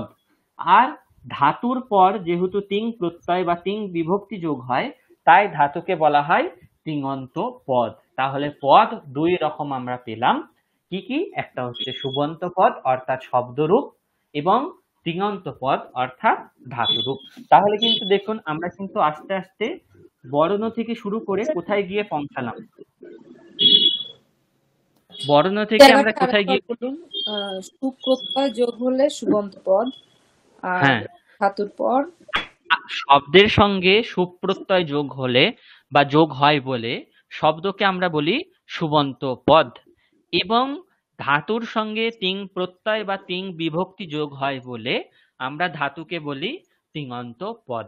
তাহলে পদ সংস্কৃত ভাষা, সংস্কৃত বাংময়ে দু রকমই পদ আছে, একটা হচ্ছে তিঙন্ত পদ, আর একটাকে বলা হয় সুবন্ত পদ। এখন আর একটা পদ আমরা আমরা সাধারণত সচরাচর প্রয়োগ করে থাকি, যে এটা হচ্ছে অব্যয় পদ। অব্যয়কে, অব্যয় অবশ্যই পদ, কারণ সেখানেও বিভক্তি থাকে, কিন্তু অব্যয়কে আলাদাভাবে পদ হিসেবে না ধরে অব্যয়কেও সুবন্ত পদই বলা যেতে পারে। কারণ কি, অব্যয়ের থেকেও সুপ্রত্যয় হয়, কিন্তু সেই সুপ্রত্যয়ে লোপ হয়ে যায়। ঠিক আছে, তাই অব্যয়কেও সুবন্তই বলা হয়। ঠিক আছে, তাহলে আলটিমেট কিন্তু সংস্কৃত ভাষা বা সংস্কৃত বাংময়ে দু রকমই পদ পাওয়া যায়। কি কি? একটা হচ্ছে সুবন্ত পদ, অর্থাৎ সমস্ত শব্দরূপ এবং অব্যয়, আর একটা হচ্ছে তিঙন্ত পদ, অর্থাৎ সমস্ত ধাতুরূপ। ঠিক আছে, এখন এই যে সুবন্ত পদ অথবা তিঙন্ত পদ অর্থাৎ শব্দরূপ এবং ধাতুরূপ দিয়ে কি তৈরি হয়? বাক্য তৈরি হয়। ঠিক আছে, এবং বাক্যের মধ্যে আমরা সন্ধি, সমাস ইত্যাদি প্রয়োগ করি নিজের ভাষা কৌশলকে সুপক্ক করার জন্য, বা নিজের ভাষাকে শৈলীবদ্ধ করার জন্য আমরা আবার সেখানে সন্ধি, সমাস ইত্যাদির প্রয়োগ করি। ঠিক আছে, তাহলে তার মানে এইভাবে দেখ। মানে শব্দরূপ হচ্ছে সুবন্ত পদ থেকে, সুবন্ত, সুবন্ত, হ্যাঁ, হ্যাঁ, আর এই ধাতুরূপ হচ্ছে তিঙন্ত পদ, এই তো? তিঙন্ত। হুম। আচ্ছা, ঠিক আছে, ক্লিয়ার। তাহলে এই যে জিনিসটা বললাম, এখান থেকে 4টে পয়েন্ট একদম মাথার মধ্যে আপনাদের পয়েন্ট আউট করে রাখতে হবে। কি কি? একটা হচ্ছে কৃৎ প্রত্যয় সব সময় ধাতুর পরই হয়।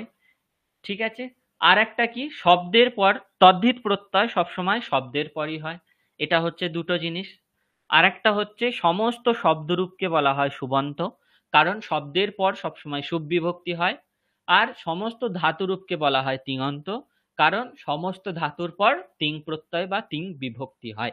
এই হচ্ছে 4টে একদম আহ যতদিন আপনি সংস্কৃত মনে রাখবেন, যতদিন আপনি সংস্কৃতকে ভালোবাসবেন, প্রয়োগ করতে চাইবেন, ততদিন এই আচ্ছা, 4টে জিনিস একদম মনে রাখতে হবে। কি কি? আমি আরেকটু আমি বলছি, কৃৎ প্রত্যয় শব্দের হয়, হুম, না, হ্যাঁ, শব্দের কৃৎ প্রত্যয় ধাতু থেকে হয়।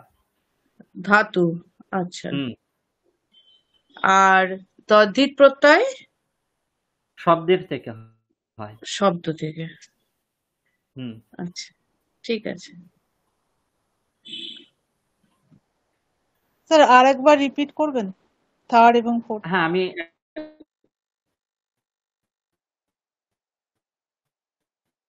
আমি একবার ওয়ার্ড ফাইলে লিখে দিচ্ছি, সকলে দেখতে পাচ্ছেন? হ্যালো, সকলে দেখতে পাচ্ছেন তো ওয়ার্ড হ্যাঁ। ফাইলটা? হ্যাঁ স্যার। হুম, তাহলে কি বলা হচ্ছে, যে শব্দের পরই তদ্ধিত প্রত্যয় শব্দের পরই হয়। আর কি দেখলাম? কৃৎ প্রত্যয় ধাতুর পরই হয়।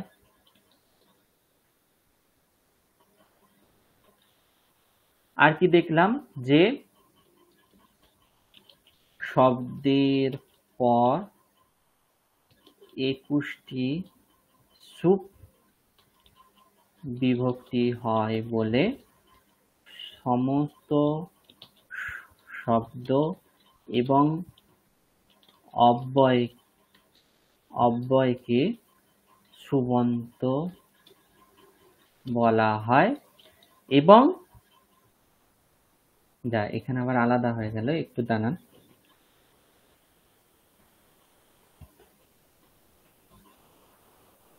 এবং কি, ধাতুর পর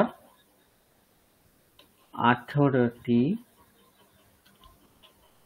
তিং বিভক্তি হয় বলে সমস্ত ধাতু, আচ্ছা, শব্দকে না বলে শব্দরূপকে বলি, তাহলে আপনাদের আর একটু স্পষ্ট হবে।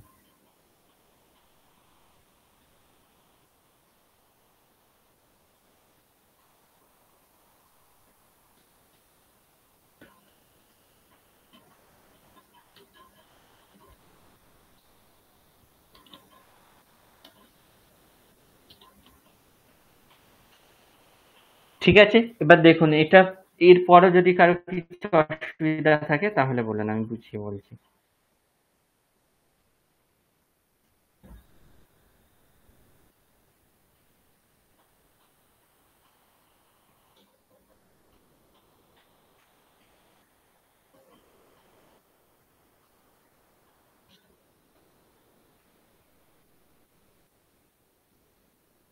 স্যার তাহলে এই সুপ এবং তিং যেটা আছে এরা বিভক্তি, এরা মানে প্রত্যয় না, এরা বিভক্তি, তাই তো?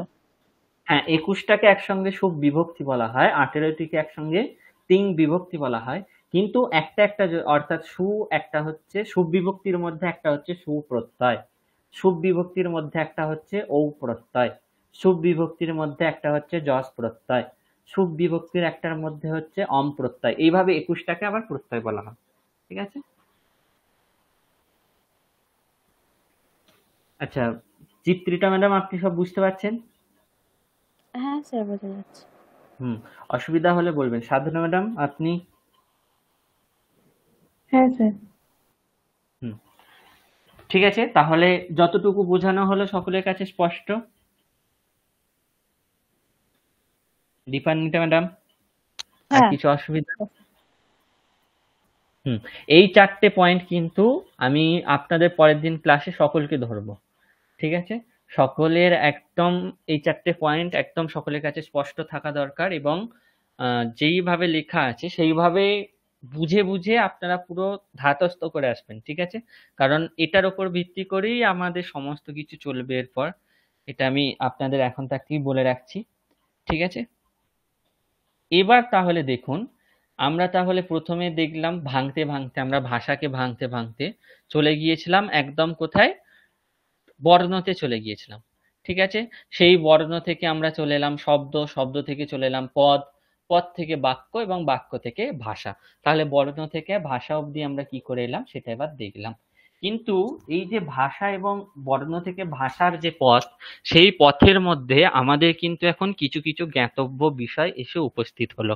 প্রথমত হচ্ছে শব্দ কি, দ্বিতীয়ত হচ্ছে ধাতু কি, তারপর কৃৎ প্রত্যয় কি, তদ্ধিত প্রত্যয় কি, সুব বিভক্তি কি, তিং বিভক্তি কি, ঠিক আছে, সমাস কি এবং সন্ধি কি। এতগুলো জিনিস আমাদের এই যে বর্ণ থেকে ভাষার পথ তার মধ্যে এসে উপস্থিত হলো। কি কি? প্রথমে হলো শব্দ কি, তারপর হলো ধাতু কি, তারপর কৃৎ প্রত্যয় কি, তদ্ধিত প্রত্যয় কি, সুব বিভক্তি কি, তিং বিভক্তি কি, পথ কি, ঠিক আছে, তারপর সন্ধি কি, সমাস কি। এতগুলো জিনিস আমাদের জানতে হবে। তো এই যে আমরা 6 মাস পড়বো, এই 6 মাসে আমাদের যেটা পঠনীয় বিষয়, সেই পঠনীয় বিষয়গুলো হলো এইগুলোই। আমরা এগুলোই আস্তে আস্তে আস্তে আস্তে দেখতে দেখতে দেখতে দেখতে যাব। এরপর শব্দ পর যখন পদ তৈরি হবে, সেই সুবন্ত পদ, তার ক্ষেত্রে আবার হচ্ছে কারক বিভক্তি এসে উপস্থিত হবে। ঠিক আছে? কর্তৃবাচ্য নাকি কর্মবাচ্য, বাচ্য এসে উপস্থিত হবে নাকি ভাব বাচ্য, বাচ্য পরিবর্তন এসে উপস্থিত হবে। এইভাবে নানান মানে সমস্ত সংবদ্ধ জিনিসগুলো আস্তে আস্তে আস্তে আস্তে এসে উপস্থিত হবে। কিন্তু মেন যেই জিনিসগুলো আমাদের জানার বাকি রয়ে গেল বর্ণ থেকে ভাষা পর্যন্ত যাওয়ার, সেগুলো হচ্ছে শব্দ কি জিনিস, ধাতু কি জিনিস, কৃৎ প্রত্যয় কি জিনিস, তদ্ধিত প্রত্যয় কি জিনিস, সুব বিভক্তি কি জিনিস, তিং বিভক্তি কি জিনিস, পদ কি জিনিস। এই জিনিসগুলো আমাদের জানার বাকি রয়ে গেল। ঠিক আছে? তাহলে প্রথমেই আমরা শব্দ দিয়ে শুরু করব। শব্দ কি? ঠিক আছে? এখন কিন্তু আমরা আস্তে আস্তে এবার বিষয়ের মধ্যে প্রবেশ করছি। ঠিক আছে? তাহলে আমরা কি দেখব এখন? শব্দ কি। ঠিক আছে? আচ্ছা, দাঁড়ান, আপনাদের সঙ্গে একটা স্লাইড শেষ।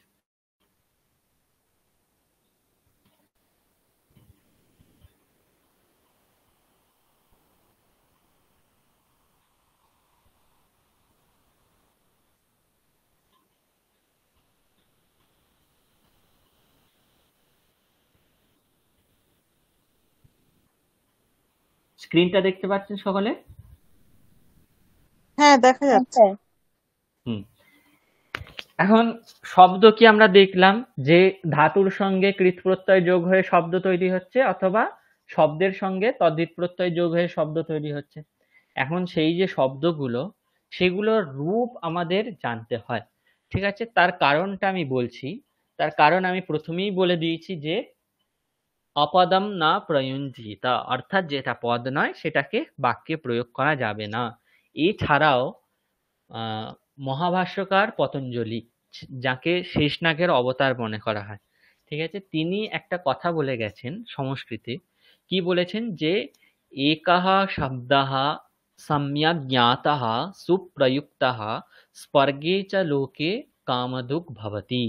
ঠিক আছে, অর্থাৎ সংস্কৃততে যদি আপনি একটিমাত্র শব্দকেও যথাযথভাবে জানেন এবং জানার পর সেই শব্দটাকে প্রয়োগ করেন, তাহলে শুধুমাত্র ইহলোকে নয়, পরলোকেও আপনার যা ইষ্ট সেটা অবশ্যই সিদ্ধ হবে।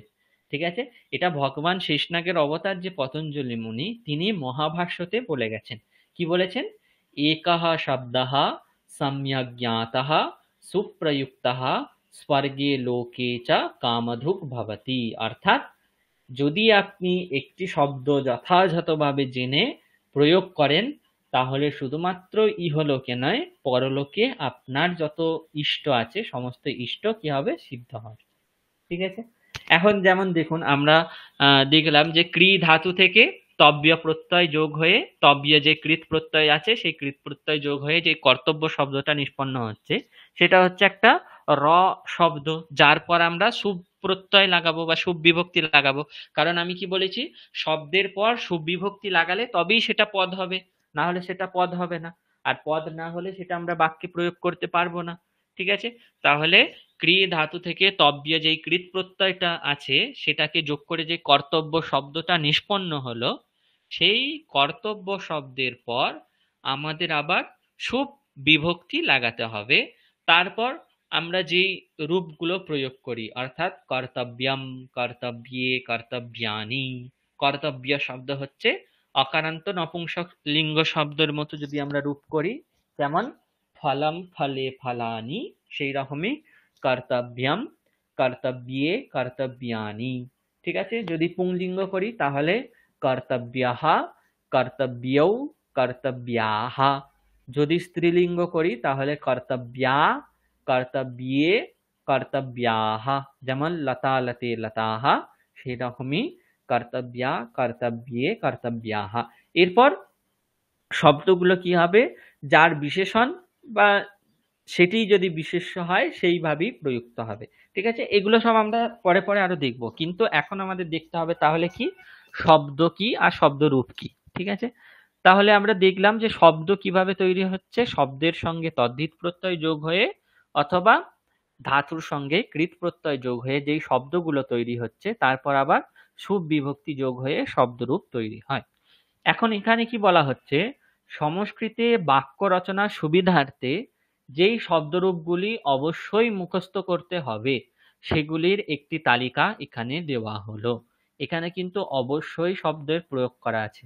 ঠিক আছে, এটা আমি হাইলাইট করে দেবো, কারণ আহ, এই শব্দরূপ জিনিসটা এমনই একটা জিনিস, কিংবা ধাতুরূপ জিনিসটা এমনই একটা জিনিস, আপনারা যদি শব্দরূপ ধাতুরূপ মুখস্থ না করেন, এরপর আমরা যখন কারক বিভক্তি দেখব কিংবা ধাতুরূপ বাচ্য পরিবর্তন করতে গিয়ে ধাতুরূপ দেখব, তখন কিন্তু আমরা হোঁচট খেয়ে পড়ব। ঠিক আছে, তার কারণ কি, শব্দরূপ ধাতুরূপের ওপর পুরো সংস্কৃত ভাষা নির্ভর করে আছে। ঠিক আছে, এখনকার দিনের আমরা যদি একটা ঘর কল্পনা করি, ঘরের যে রড দিয়ে বিম তোলা যে কংক্রিটের যে খাঁচা অর্থাৎ স্ট্রাকচার, সেটা হচ্ছে শব্দরূপ ধাতুরূপ। তার মাঝে যে ইট গুলো আমরা আছি সেগুলো হচ্ছে সমস্ত কৃত প্রত্যয়, তদ্ধিত প্রত্যয়। ঠিক আছে, বাকি যত সমস্ত জিনিস আছে, অব্যয় বলুন, যা কিছু বলুন, ঠিক আছে, শুভ বিভক্তি, হ্যানা তেনা, যা কিছু জিনিস, সমস্ত কিছু হচ্ছে ইট। কিন্তু আসল যে স্ট্রাকচার সেটা হচ্ছে শব্দরূপ এবং ধাতুরূপ।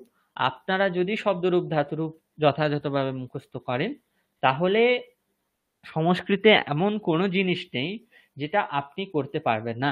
এমনকি আপনি নিজেও তখন বাক্য পড়ে অর্থ নির্ণয় করতে পারবেন। কারণ কি, আপনি যদি একবার শব্দরূপ ধাতুরূপ ঠিকঠাক মুখস্থ করেন, তাহলে শব্দরূপ ধাতুরূপ মুখস্থ করলে সেখানে কি কারক আছে, কি বিভক্তি আছে, কোন পুরুষ আছে, কোন বচন আছে, সেগুলোও আপনার জানা হবে। এবং কারক বিভক্তি যখনই আপনি জানবেন, কোন কারকের কি অর্থ সেটা আপনি জানবেন। প্রথম পুরুষ, মধ্যম পুরুষ, উত্তম পুরুষ হলে আপনারা সকলেই জানেন প্রথম পুরুষ মানে হচ্ছে কি, মধ্যম পুরুষ মানে কি, আর উত্তম পুরুষ মানে কি সেটাও আপনারা সকলেই জানেন। এই সব যখন জানবেন তখন অটোমেটিক্যালি আপনারা কি করবেন, সংস্কৃত বাক্যের অর্থ নির্ণয় করতে পারবেন। ঠিক আছে? তাই প্রথমে একদম যেটা অবশ্যই জরুরি বিষয় সেটা হচ্ছে কিছু শব্দের রূপ মুখস্থ করা। ঠিক আছে? এবার কোন শব্দগুলো মুখস্থ করবেন? অনেকেই জিজ্ঞাসা করেন যে স্যার আপনি খালি বলেন যে শব্দরূপ মুখস্থ করতে হবে, কিন্তু কোন শব্দরূপগুলো মুখস্থ করতে হবে আমাদের কেউ বলে না। আমাদের ওই অকারান্ত একটা নর শব্দ পড়ানো হয়েছে, ফল শব্দ পড়ানো হয়েছে, লতা শব্দ পড়ানো হয়েছে। ঠিক আছে? তো আপনাদের আগের ব্যাচের যে প্রশ্ন, সেই প্রশ্নের ভিত্তিতেই এই স্টাডি মেটেরিয়ালটা কি হয়, মডিফাই হয়।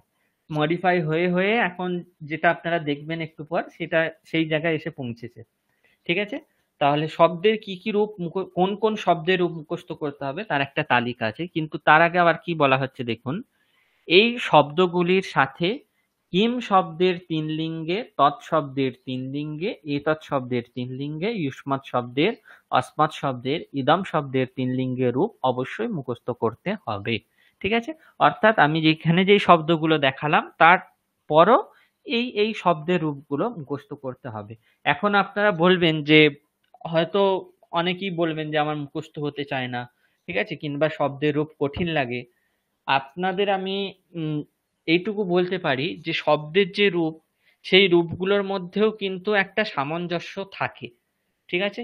যেমন ধরুন একটা তকারান্ত শব্দের আপনি যদি রূপ মুখস্থ করেন তাহলে অটোমেটিক দেখবেন বেশিরভাগ তকারান্ত শব্দের রূপ ২১টা রূপের মধ্যে হয়তো ২-৩টের মধ্যে একটু পার্থক্য থাকতে পারে, কিন্তু ১৭-১৮টা রূপ কিন্তু একদম হুবহু একই রকম হয়। ঠিক আছে? সেগুলো কি করে আমি দেখাচ্ছি একটু পর পর। ঠিক আছে? কিন্তু তার আগে দেখুন, আমরা শুধু এতক্ষণ পর্যন্ত কি দেখে এসেছি যে শব্দ ২-৩ রকমেরই হয়। একটা হচ্ছে অকারান্ত পুংলিঙ্গ শব্দ, আকারান্ত স্ত্রীলিঙ্গ শব্দ, ইকারান্ত পুংলিঙ্গ কিংবা স্ত্রীলিঙ্গ শব্দ, দীর্ঘ ইকারান্ত স্ত্রীলিঙ্গ শব্দ নদী, ঠিক আছে, উকারান্ত সাধু, আর দীর্ঘ উকারান্ত হয়তো বধূ ইত্যাদি শব্দগুলো আমরা শুনে অভ্যস্ত।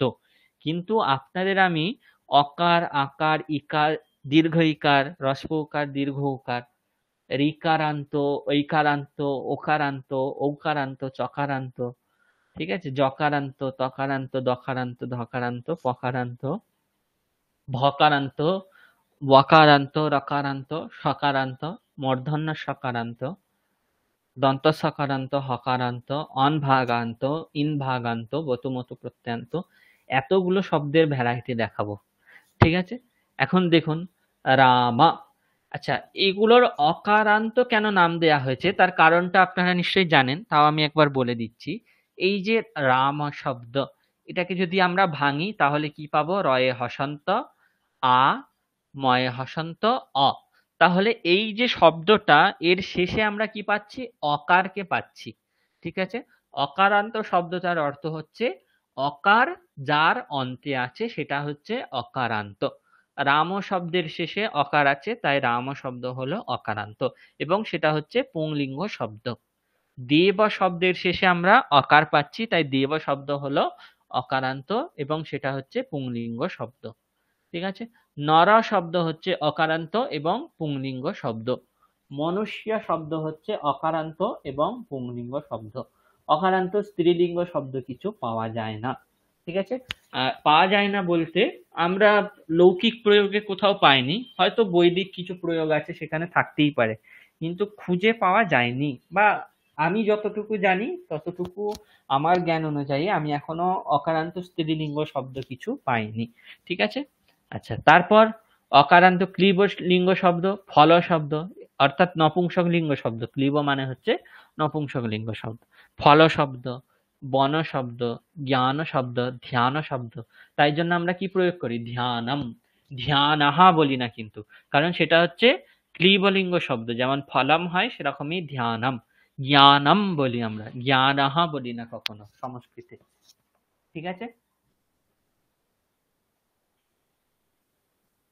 আচ্ছা, এগুলো আপনাদের জাস্ট তথ্য হিসেবে দেয়া থাকছে, এমন নয় যে রাম শব্দের, দেব শব্দের, নর শব্দের, মনুষ্য শব্দের সবার রূপ মুখস্থ করতে হবে।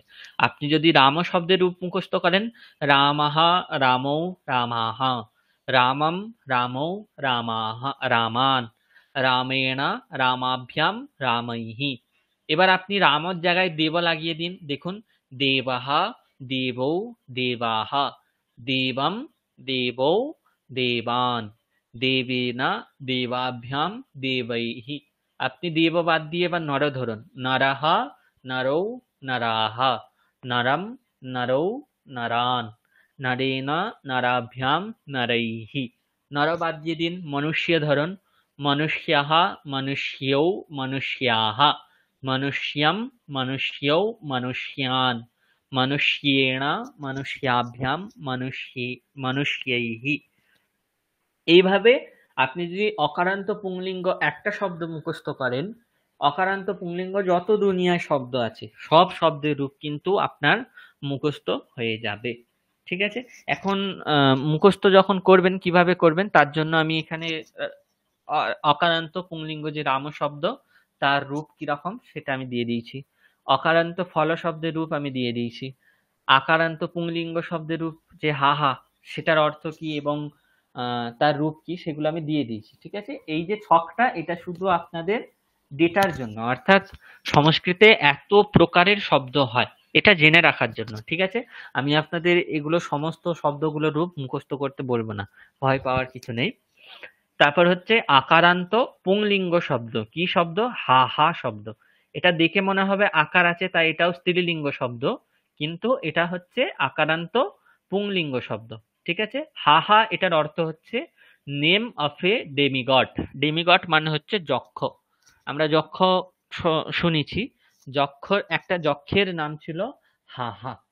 তারপর হচ্ছে বিশ্বপা, একটা আকারান্ত শব্দ, দেখে লতা শব্দের মতো মনে হলেও বিশ্বপা শব্দ হচ্ছে আকারান্ত পুংলিঙ্গ শব্দ।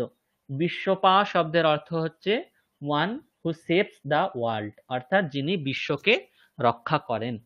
ঠিক আছে, বিশ্বম পাতি ইতি বিশ্বপা, অর্থাৎ বিশ্বকে যিনি রক্ষা করেন তিনি হলেন বিশ্বপা। তারপর আকারান্ত স্ত্রীলিঙ্গ শব্দ সীতা, লতা, মালা ইত্যাদি তো আপনাদের খুবই পরিচিত, বলতে হবে না। তারপর রস্প ইকারান্ত পুংলিঙ্গ শব্দ কবি, হরি, মুনি, গিরি ইত্যাদি। আপনি যদি শুধু হরি শব্দের রূপ মুখস্থ করেন তাহলে এগুলোর রূপও মুখস্থ, হরিহি হরি হরয়ঃ, কবিহি কবি কবয়ঃ, মুনিহি মুনি মুনয়ঃ, গিরিহি গিরি গিরয়ঃ। এইভাবে সমস্ত শব্দের রূপ মুখস্থ হয়ে যাবে। ঠিক আছে, আপনাদের মুখস্থ করবার জন্য আমি রূপগুলোও কালেকশন করে রেখেছি, পরে পরে ওগুলো আমি দেখাচ্ছি। তারপর ইকারান্ত স্ত্রীলিঙ্গ শব্দ যেমন হচ্ছে গতি, মতি, বুদ্ধি, শ্রুতি ইত্যাদি, এই সমস্ত শব্দগুলো, এগুলো দেখতে কবি হরি শব্দের মতো হলেও এগুলো হচ্ছে সমস্ত স্ত্রীলিঙ্গ শব্দ। তারপর ইকারান্ত ক্লীবলিঙ্গ বা নপুংসকলিঙ্গ শব্দ বাড়ি। বাড়ি শব্দের অর্থ হলো ওয়াটার বা জল। ঠিক আছে, বাড়ি শব্দের অর্থ হলো ওয়াটার বা জল। আচ্ছা, তারপর হচ্ছে দধি অর্থাৎ দই। দধি শব্দ হচ্ছে ইকারান্ত ক্লীবলিঙ্গ শব্দ, তার রূপ কিরকম হবে পরে আসছে। তারপর হচ্ছে দীর্ঘ ইকারান্ত পুংলিঙ্গ শব্দ পপি। ঠিক আছে, এটা দেখতে নদী শব্দের মতো হলেও এটা হচ্ছে পুংলিঙ্গ শব্দ যার অর্থ হচ্ছে মুন অর্থাৎ চাঁদ। তারপর হচ্ছে গ্রামণী। গ্রামণী হচ্ছে দীর্ঘ ইকারান্ত পুংলিঙ্গ শব্দ যার অর্থ হচ্ছে হেড অফ এ ভিলেজ। একজন গ্রামের প্রধানকে কি বলা হয়? গ্রামণী বলা হয়। ঠিক আছে, আচ্ছা, তারপর স্ত্রীলিঙ্গ, দীর্ঘ ইকারান্ত স্ত্রীলিঙ্গ শব্দ নদী, ভগিনী, রাক্ষসী, দেবী ইত্যাদি শব্দ আমরা জানি। দীর্ঘ ইকারান্ত নপুংসক লিঙ্গ শব্দ কিছু পাওয়া যায় না, তাই ফাঁকা। ঠিক আছে, তারপর হচ্ছে উকারান্ত পুংলিঙ্গ শব্দ ভানু শব্দ অর্থাৎ সান। তারপর সাধু শব্দ, গুরু শব্দ, এগুলো হচ্ছে সব উকারান্ত পুংলিঙ্গ শব্দ। এগুলোর একটা রূপ আমি পরে দিয়ে রেখেছি, ওই রূপের মতো সবগুলোর রূপ হবে। তারপর উকারান্ত স্ত্রীলিঙ্গ শব্দ হচ্ছে ধেনু শব্দ অর্থাৎ ধেনু মানে কি? ধেনু মানে কি? গরু। তারপর তনু, তনু মানে হচ্ছে দেহ বা বডি। তারপর হচ্ছে মধু, মধু শব্দের অর্থ আমরা সকলেই জানি, তালু, প্যালেট, চেতো, ঠিক আছে, হাতের তালু, আমরা যেটা বলি হাতের তালু। তারপর হচ্ছে দীর্ঘ উকারান্ত পুংলিঙ্গ শব্দ, সুলু, যেটার অর্থ হচ্ছে হু কাটস প্রপারলি, অর্থাৎ যে খুব ভালোভাবে কাটতে পারে কোনো কিছু জিনিসে, যে কাটতে দক্ষ, তাকে আমরা সুলু বলতে পারি, ঠিক আছে। অর্থাৎ যে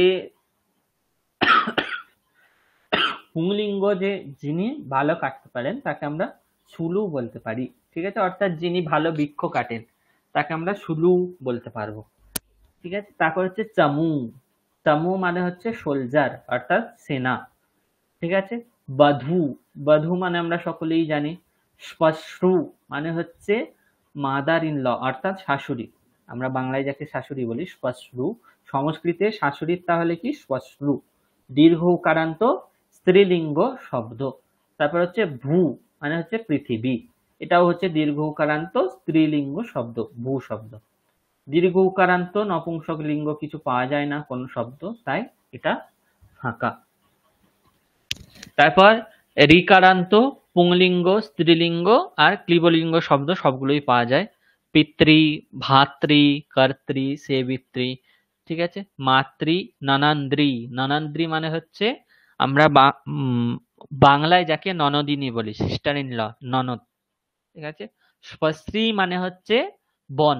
ভগিনী, এর আগে স্বস্ত্রী ভগিনী শব্দ দেখেছিলাম আমরা, এই যে সিস্টার, এটা হচ্ছে দীর্ঘ ইকারান্ত স্ত্রীলিঙ্গ শব্দ, ঠিক আছে। কিন্তু এখানে হচ্ছে রিকারান্ত স্ত্রীলিঙ্গ শব্দ, সিস্টার।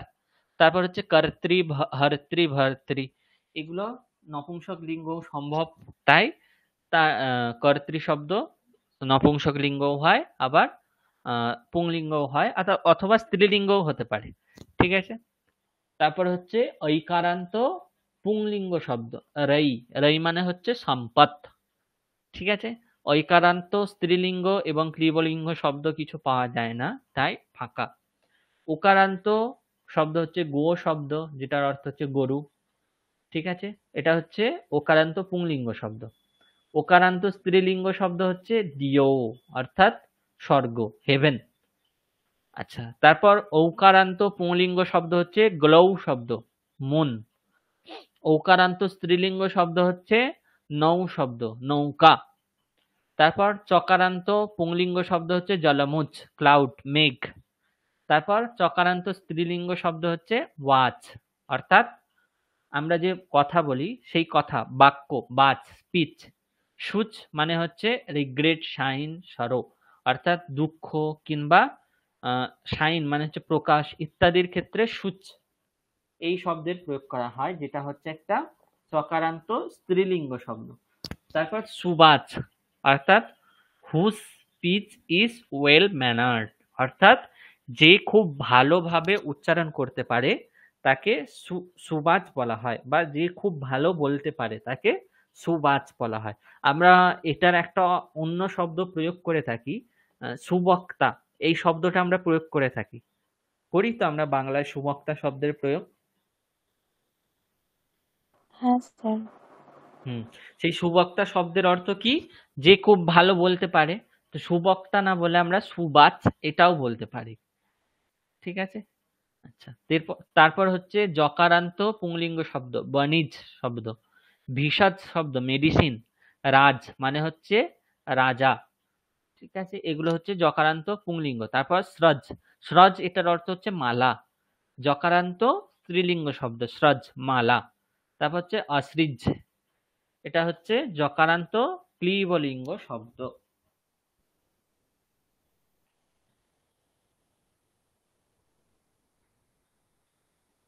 স্যার বাণিজ মানে কি বললেন? বণিজ মানে হচ্ছে মার্চেন্ট, বণিক।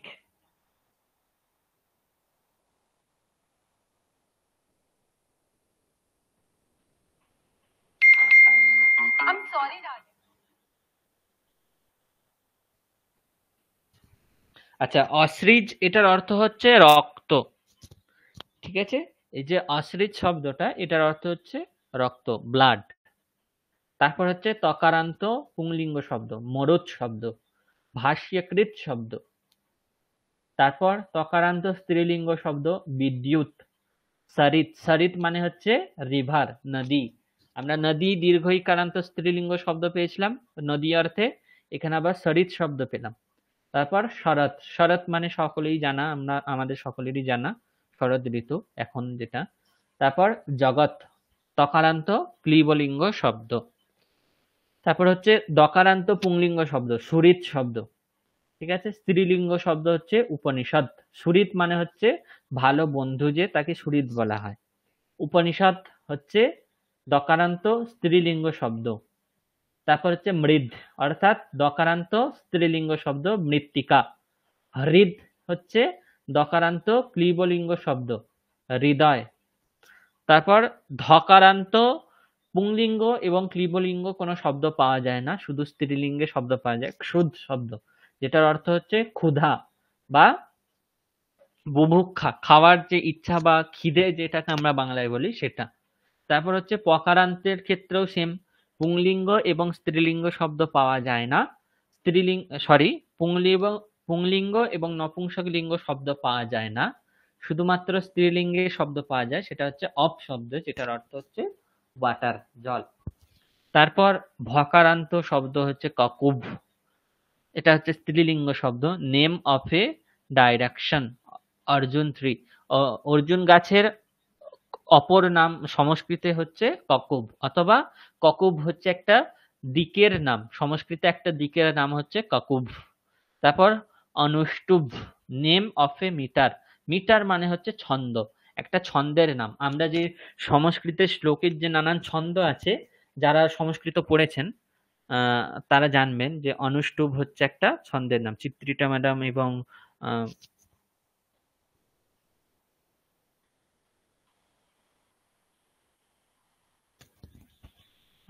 আপনার মধ্যে আর একজন কে বললেন সংস্কৃত পড়েছেন? হ্যাঁ, আপনারা জানবেন যে মিটার কি। মিটার হচ্ছে একটা ছন্দ বা মাপ। ঠিক আছে? সেই একটা ছন্দে বা ছন্দের নাম হচ্ছে সংস্কৃতে অনুষ্টুপ, সেটা আপনারা জানেন। অনুষ্টুপ হচ্ছে ক্লীবলিঙ্গ, ভকারান্ত ক্লীবলিঙ্গ শব্দ। তারপর হচ্ছে বকারান্ত শব্দ, দ্বীপ শব্দ, স্ত্রীলিঙ্গ শব্দ। ঠিক আছে? আচ্ছা, তারপর হলো রকারান্ত পুংলিঙ্গ শব্দ পাওয়া যায় না, স্ত্রীলিঙ্গ শব্দ হচ্ছে গির, অর্থাৎ হিল, পাহাড়। এবং ওয়ার বলে একটা রকারান্ত ক্লীবলিঙ্গ শব্দ পাওয়া যায়, যেটার অর্থ হচ্ছে ওয়াটার। ঠিক আছে? তারপর হচ্ছে সকারান্ত শব্দ, বিষ, তাদৃশ, এগুলো হচ্ছে পুংলিঙ্গ শব্দ। তাদৃশ এই শব্দটা 3 লিঙ্গেই প্রয়োগ করা হয়, তাই তাদৃশ, তাদৃশ, তাদৃশ। ঠিক আছে? তারপর সকারান্ত স্ত্রীলিঙ্গ শব্দ হচ্ছে দিশ, নিশ, অর্থাৎ নিশ মানে হচ্ছে রাত্রি, দিশ মানে হচ্ছে দিক। তারপর মূর্ধন্য সকারান্ত পুংলিঙ্গ শব্দ হচ্ছে দ্বিষ, অর্থাৎ হিংসা। তারপর স্ত্রীলিঙ্গ হচ্ছে পাবৃষ, অর্থাৎ বর্ষা। তুবিশ মানে হচ্ছে প্রকাশ, শাইন। তুৎপিশ মানে হচ্ছে হু হ্যাজ ওয়েল শাইন, অর্থাৎ যার একটা তীক্ষ্ণ প্রকাশ আছে তাকে সুৎবিষ বলা হয়। ক্লীবলিঙ্গ শব্দ, মূর্ধন্য সকারান্ত ক্লীবলিঙ্গ শব্দ। ঠিক আছে? তারপর সকারান্ত বেধস শব্দ, আশিস, সুমানাস, ভাস, এগুলো হচ্ছে সব স্ত্রীলিঙ্গ শব্দ, সকারান্ত স্ত্রীলিঙ্গ শব্দ। আশিস মানে হচ্ছে আশীর্বাদ। ঠিক আছে? সুমানাস মানে হচ্ছে জবা ফুল। ঠিক আছে? অথবা সুমানাস মানে হচ্ছে যার মন খুব সুন্দর, তাকেও সুমানাস বলা হয়। ভাস, এটার অর্থ হচ্ছে সাইন বা প্রকাশ। তারপর জ্যোতিষ, বাপুস, ধানুষ, বায়াস, হাবিস, এগুলো হচ্ছে সব সকারান্ত ক্লীবলিঙ্গ শব্দ। জ্যোতিষ মানে হচ্ছে জ্যোতি, বাপুস মানে হচ্ছে বডি, দেহ, ধানুষ মানে হচ্ছে ধনুর, বান, আমরা যেটা জানি। বয়স মানে হচ্ছে এজ, বয়স, আমরা যেটা বাংলায় বয়স বলি সেটার ক্ষেত্রে সংস্কৃতে বয়স হচ্ছে মেন শব্দ। তারপর হচ্ছে হাবিস, হাবিহি মানে হচ্ছে হবিষান্ন, অর্থাৎ যজ্ঞে দেবতাদের উদ্দেশ্যে যেটা দান করা হয়। ঠিক আছে? আপনারা যদি যজ্ঞ দেখে থাকেন তাহলে দেখবেন যে যজ্ঞের সময় একটা পাত্রের মধ্যে দুধ, তারপর চাল, ঘি, মধু ইত্যাদি দিয়ে একটা হবিষান্ন তৈরি হয়, যেটাকে আমরা পায়েসও বলতে পারি। ঠিক আছে? পায়েস।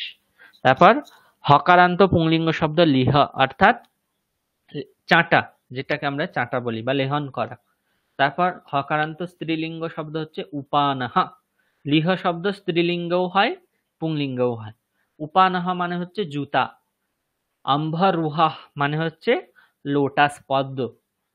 হকারান্ত ক্লীবলিঙ্গ শব্দ। তারপর আত্মন, আত্মন মানে হচ্ছে আত্মা। এটা দেখুন, এবার এখানে একটা করে বিশেষ তৈরি হলো, সেটা হচ্ছে অনভাগান্ত, অর্থাৎ এখানে তো শেষে আমরা কোনো স্বরবর্ণ পাচ্ছি না। ঠিক আছে? ওগুলোর ক্ষেত্রে আমরা স্বরবর্ণ পাচ্ছিলাম তাই অকারান্ত, এখানে ব্যঞ্জন বর্ণ পাচ্ছিলাম তাই হকারান্ত। কিন্তু আত্মন, সীমন, কর্মন, ব্রহ্মণ, এই প্রতিটার ক্ষেত্রেই কিন্তু আমরা কি দেখছি, একই জিনিস পাচ্ছি, আমরা অন অন অন অন এই জিনিসটা পাচ্ছি। তাই এগুলোর নাম কি দেয়া হলো, অনভাগান্ত, অর্থাৎ অনভাগ যাদের শেষে আছে তাদেরকে অনভাগান্ত বলা হচ্ছে। আত্মন, সীমন, কর্মন, ব্রাহ্মণ, এগুলো হচ্ছে সব অনভাগান্ত শব্দ। তারপর ইন ভাগান্ত শব্দ, অর্থাৎ যাদের শেষে ইন অংশ আছে, শশিন, গুণিন, হারিন, প্রতিটার শেষে দেখুন ইন ইন ইন এই রকমের অংশ আছে। তারপর আচ্ছা, ইন ভাগান্ত এবং এই বতুমত প্রত্যয়ের ক্ষেত্রে কি হয়, স্ত্রীলিঙ্গে শেষে একটা দীর্ঘ ইকার এক্সট্রা যোগ হয়ে যায়, গুণিনী, হারিণী, এগুলোর ক্ষেত্রে কি হবে, এগুলো স্ত্রীলিঙ্গের রূপ, যেমন দীর্ঘ ইকারান্ত নদী শব্দের রূপ হয় সেই রকম রূপ হবে, গুণিনী, হারিণী। ঠিক আছে? ক্লীবলিঙ্গ শব্দের গুণিন, হারিন, এগুলো হচ্ছে সব ইনভাগান্ত ক্লীবলিঙ্গ শব্দ। তারপর বতুমত প্রত্যয়ান্ত ভগবত, ধীমত। বতুমতু হচ্ছে একটা করে তদ্ধিত প্রত্যয়, সেই তদ্ধিত প্রত্যয়ান্ত শব্দ কিন্তু এগুলো, অর্থাৎ ভগ এই শব্দের পর আবার বতু প্রত্যয় যোগ হয়ে ভগবত শব্দ তৈরি হচ্ছে। ভগ এই শব্দের অর্থ হচ্ছে ঐশ্বর্য সম্পন্ন যিনি, তিনিই হলেন ভগবত। ঠিক আছে? এখন ভগ কি, সেটার ছটা, সংস্কৃতে ছটা ভগ বলা হয়েছে। আচ্ছা, ধী মানে হচ্ছে বুদ্ধি, যার বুদ্ধি আছে তিনি হলেন ধীমত। তাহলে ধী শব্দের পর আবার মত অর্থাৎ মতুপ তদ্ধিত প্রত্যয় হয়ে ধীমত শব্দ নিষ্পন্ন হয়েছে। তাহলে দেখুন, শব্দের সঙ্গে তদ্ধিত প্রত্যয় নিষ্পন্ন হয়ে যে শব্দ তৈরি হচ্ছে তার উদাহরণ এগুলো কিন্তু, ভগবত, ধীমত, বুদ্ধিমতী, ধীমতী, বুদ্ধিমত, গুণমত, এগুলো সব তিন লিঙ্গেই সম্ভব, তাই এই ধরনের রূপ দেয়া হলো। ঠিক আছে? এরপর যেই শব্দের রূপগুলো আপনাদের অবশ্যই মুখস্থ করতে হবে সেই শব্দের রূপগুলো এখানে আমি কালেকশন করে দিয়েছি। আপনারা আপনাদের সময় মতো অন্তত এতদূর পর্যন্ত, অর্থাৎ এই মাতা শব্দ পর্যন্ত, ঠিক আছে? কি কি শব্দ দেখুন, মাতা পর্যন্ত কি কি শব্দ আমরা পাচ্ছি। প্রথমে হচ্ছে রাম শব্দ, অকারান্ত পুংলিঙ্গ। ফল শব্দ, অকারান্ত নপুংসকলিঙ্গ। হাহা শব্দ, অকারান্ত পুংলিঙ্গ। মালা শব্দ, আকারান্ত স্ত্রীলিঙ্গ। কবি শব্দ, ইকারান্ত পুংলিঙ্গ। মতি শব্দ কি, স্ত্রীলিঙ্গ। ইকারান্ত শুধু স্ত্রীলিঙ্গ। স্ত্রী, হ্যাঁ, ইকারান্ত স্ত্রীলিঙ্গ। তারপর বাড়ি শব্দ, ইকারান্ত নপুংসকলিঙ্গ। ঠিক আছে?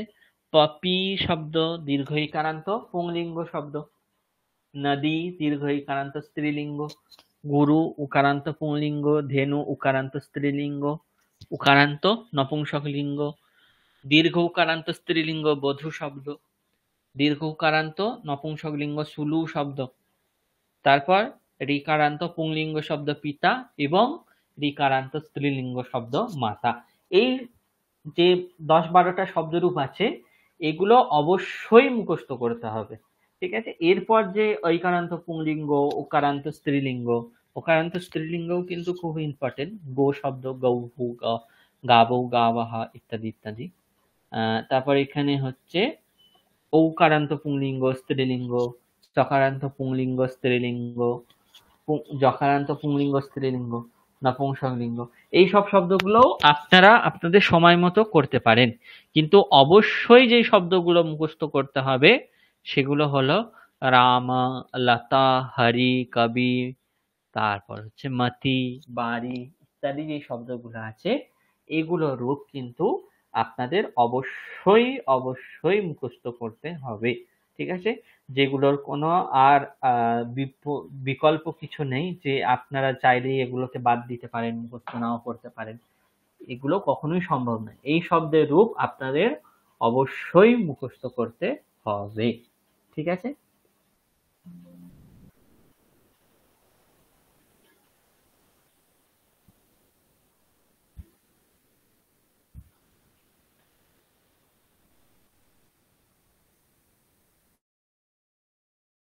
আচ্ছা, তাহলে আজকে মোটামুটি আপনাদের অনেকটাই পড়ানো হয়েছে। ঠিক আছে? এই জিনিসগুলো আপনারা হয়তো এল1-এ অল্প অল্প শুনেছেন, মানে কেউ কেউ হয়তো নাও শুনে থাকতে পারেন, অথবা কেউ কেউ এর থেকে অনেক বেশি জান। ঠিক আছে? কিন্তু এই জিনিসগুলো একবার প্রথম থেকে আলোচনা না করে নিলে পরে গিয়ে আপনাদের আহ, অনেকেরই মনে প্রশ্ন হয়, কিংবা অনেকেই জিজ্ঞাসা করেন বারবার, স্যার এই শব্দগুলোর রূপ আমাদের মুখস্থ নেই কিংবা পড়ানো হয়নি, এইরকম অনেকেই বলেন। ঠিক আছে? তাই শব্দরূপ নিয়ে আজকে আমরা আলোচনা করলাম। এরপর পরের দিন আমরা ধাতুরূপ, ধাতু কি সেটা দেখব। তারপর আমরা শুভ বিভক্তি কি, তিং বিভক্তি কি সেটা দেখার পর তারপর কৃৎ প্রত্যয়, তদ্ধিত প্রত্যয় ইত্যাদি জিনিসে আমরা যাব। ঠিক আছে? তো আজকে যেটা পড়ানো হলো সেখান থেকে এবার যদি আপনাদের কিছু প্রশ্ন থাকে কিংবা জিজ্ঞাসা থাকে, কিংবা কোনো জায়গাটা হয়তো আর একটু বললে স্পষ্ট হয়, বুঝতে পারেননি ঠিকঠাক, সেটা আপনারা বলতে পারেন। মানে মুখস্থ ছাড়া কোনো গতি নেই, তাই তো? না, ওই শব্দগুলো অবশ্যই মুখস্থ করতে হবে, কারণ এরপর যখন আমরা বাক্য পরিবর্তন করব, হয়তো একটা তখন শব্দ সেটা এলো, লাগবে।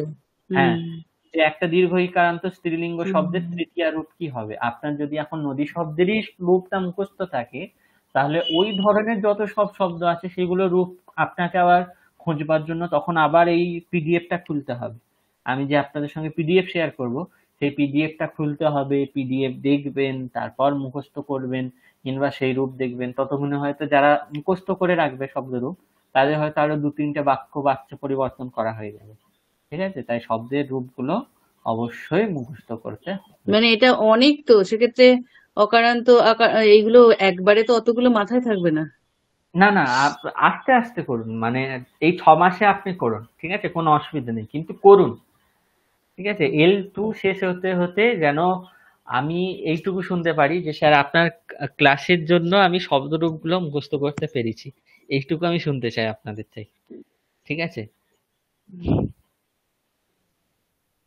আর ওই যে একটা দেখছিলাম যে কিম, এর 3টে ভাগ, এগুলো মুখস্থ ওগুলো করতে ওগুলো হবে।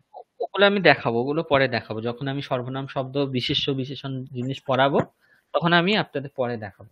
ঠিক আছে? এখন হ্যাঁ ওগুলো নিয়ে বিশেষ কিছু ভাবতে হবে না, কারণ একবারে সব হয়ে গেলে তখন একটু ব্যাপারটা জটিল লাগে। হ্যাঁ, এমনিতেও জটিল প্রথম, লাগবে, হ্যাঁ। হ্যাঁ, প্রথম ক্লাসেও আপনাদের আমি টানা 1.5 ঘন্টা পড়ালাম মাঝখানে না থেমে। এরপর আপনাদের হয়তো সবকিছু গুলিয়ে যাবে, একটু এদিক সেদিক মনে হুম হবে, এরকম হতে পারে। ঠিক আছে? তার হুম জন্যই হুম হুম আজকে এখানেই শেষ করলাম। ঠিক আছে? এরপরে আমরা এখন ডিসকাশন করবো, আমাদের হাতে যেহেতু এখন 0.5 ঘন্টা সময় আছে। আপনাদের যা জিজ্ঞাসা যা কিছু আছে সব করতে পারেন। ঠিক আছে? হুম। আচ্ছা, দীপান্বিতা ম্যাডাম কেমন লাগছে বলুন? অসুবিধা মানে হচ্ছে ভালো, না তো? কঠিন লাগছে? হ্যাঁ, না এখনো পর্যন্ত ঠিক আছে, মানে ভালো লাগছে। আর হুম। কিছু কিছু নতুন জিনিসও আমরা জানছি। স্যার ওই যে একটা শ্লোক বললেন পতঞ্জলির, একহ শব্দহ, ওইটা লিখতে পারিনি, ওইটা যদি একটু ক্লাস বোর্ডে লিখে দিতেন তাহলে ওটাও লিখে রাখতাম। আর যেগুলো আচ্ছা। যেগুলো পড়ানো হচ্ছে আপনি তো পিডিএফ গুলো দিয়েই দেবেন, হুম। ক্লাসের বোর্ডে যেগুলো লেখা হচ্ছে ওইগুলোও একটু শেয়ার করে দিলে ভালো হবে। আর 3 নম্বর হচ্ছে যদি কোনো সিলেবাস থাকে আমাদের, তাহলে সিলেবাসটাও একটু শেয়ার করে দেবেন। হ্যাঁ, সিলেবাস আপনাদের আছে। ঠিক আছে? আচ্ছা, আমি সবগুলোই দিয়ে দিচ্ছি। এই ওয়ার্ড ডকুমেন্ট আপ- গুলো বেশি ইম্পর্টেন্ট, এগুলো অবশ্যই দেবেন। হ্যাঁ, এগুলো খুব কাজে লাগে। এই যেগুলো ক্লাসে হুম হুম। লিখে শেখান সেইগুলোর কথা বলছি।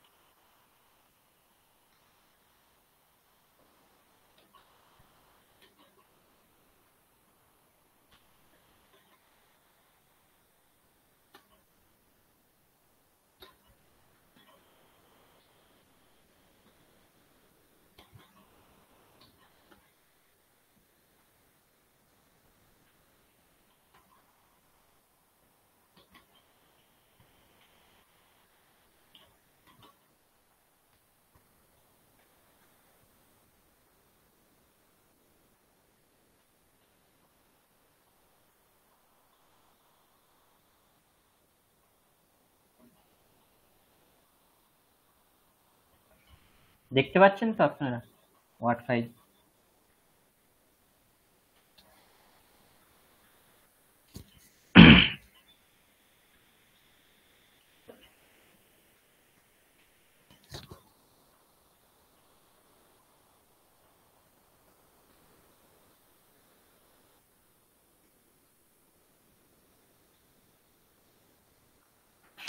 ম্যাডাম, সমস্ত কিছু স্পষ্ট? যেটুকু পড়ানো হলো, কিছু জিজ্ঞাসা আছে আপনার? না, আমি মোটামুটি ফলো করতে পেরেছি আজকে আপাতত। হুম।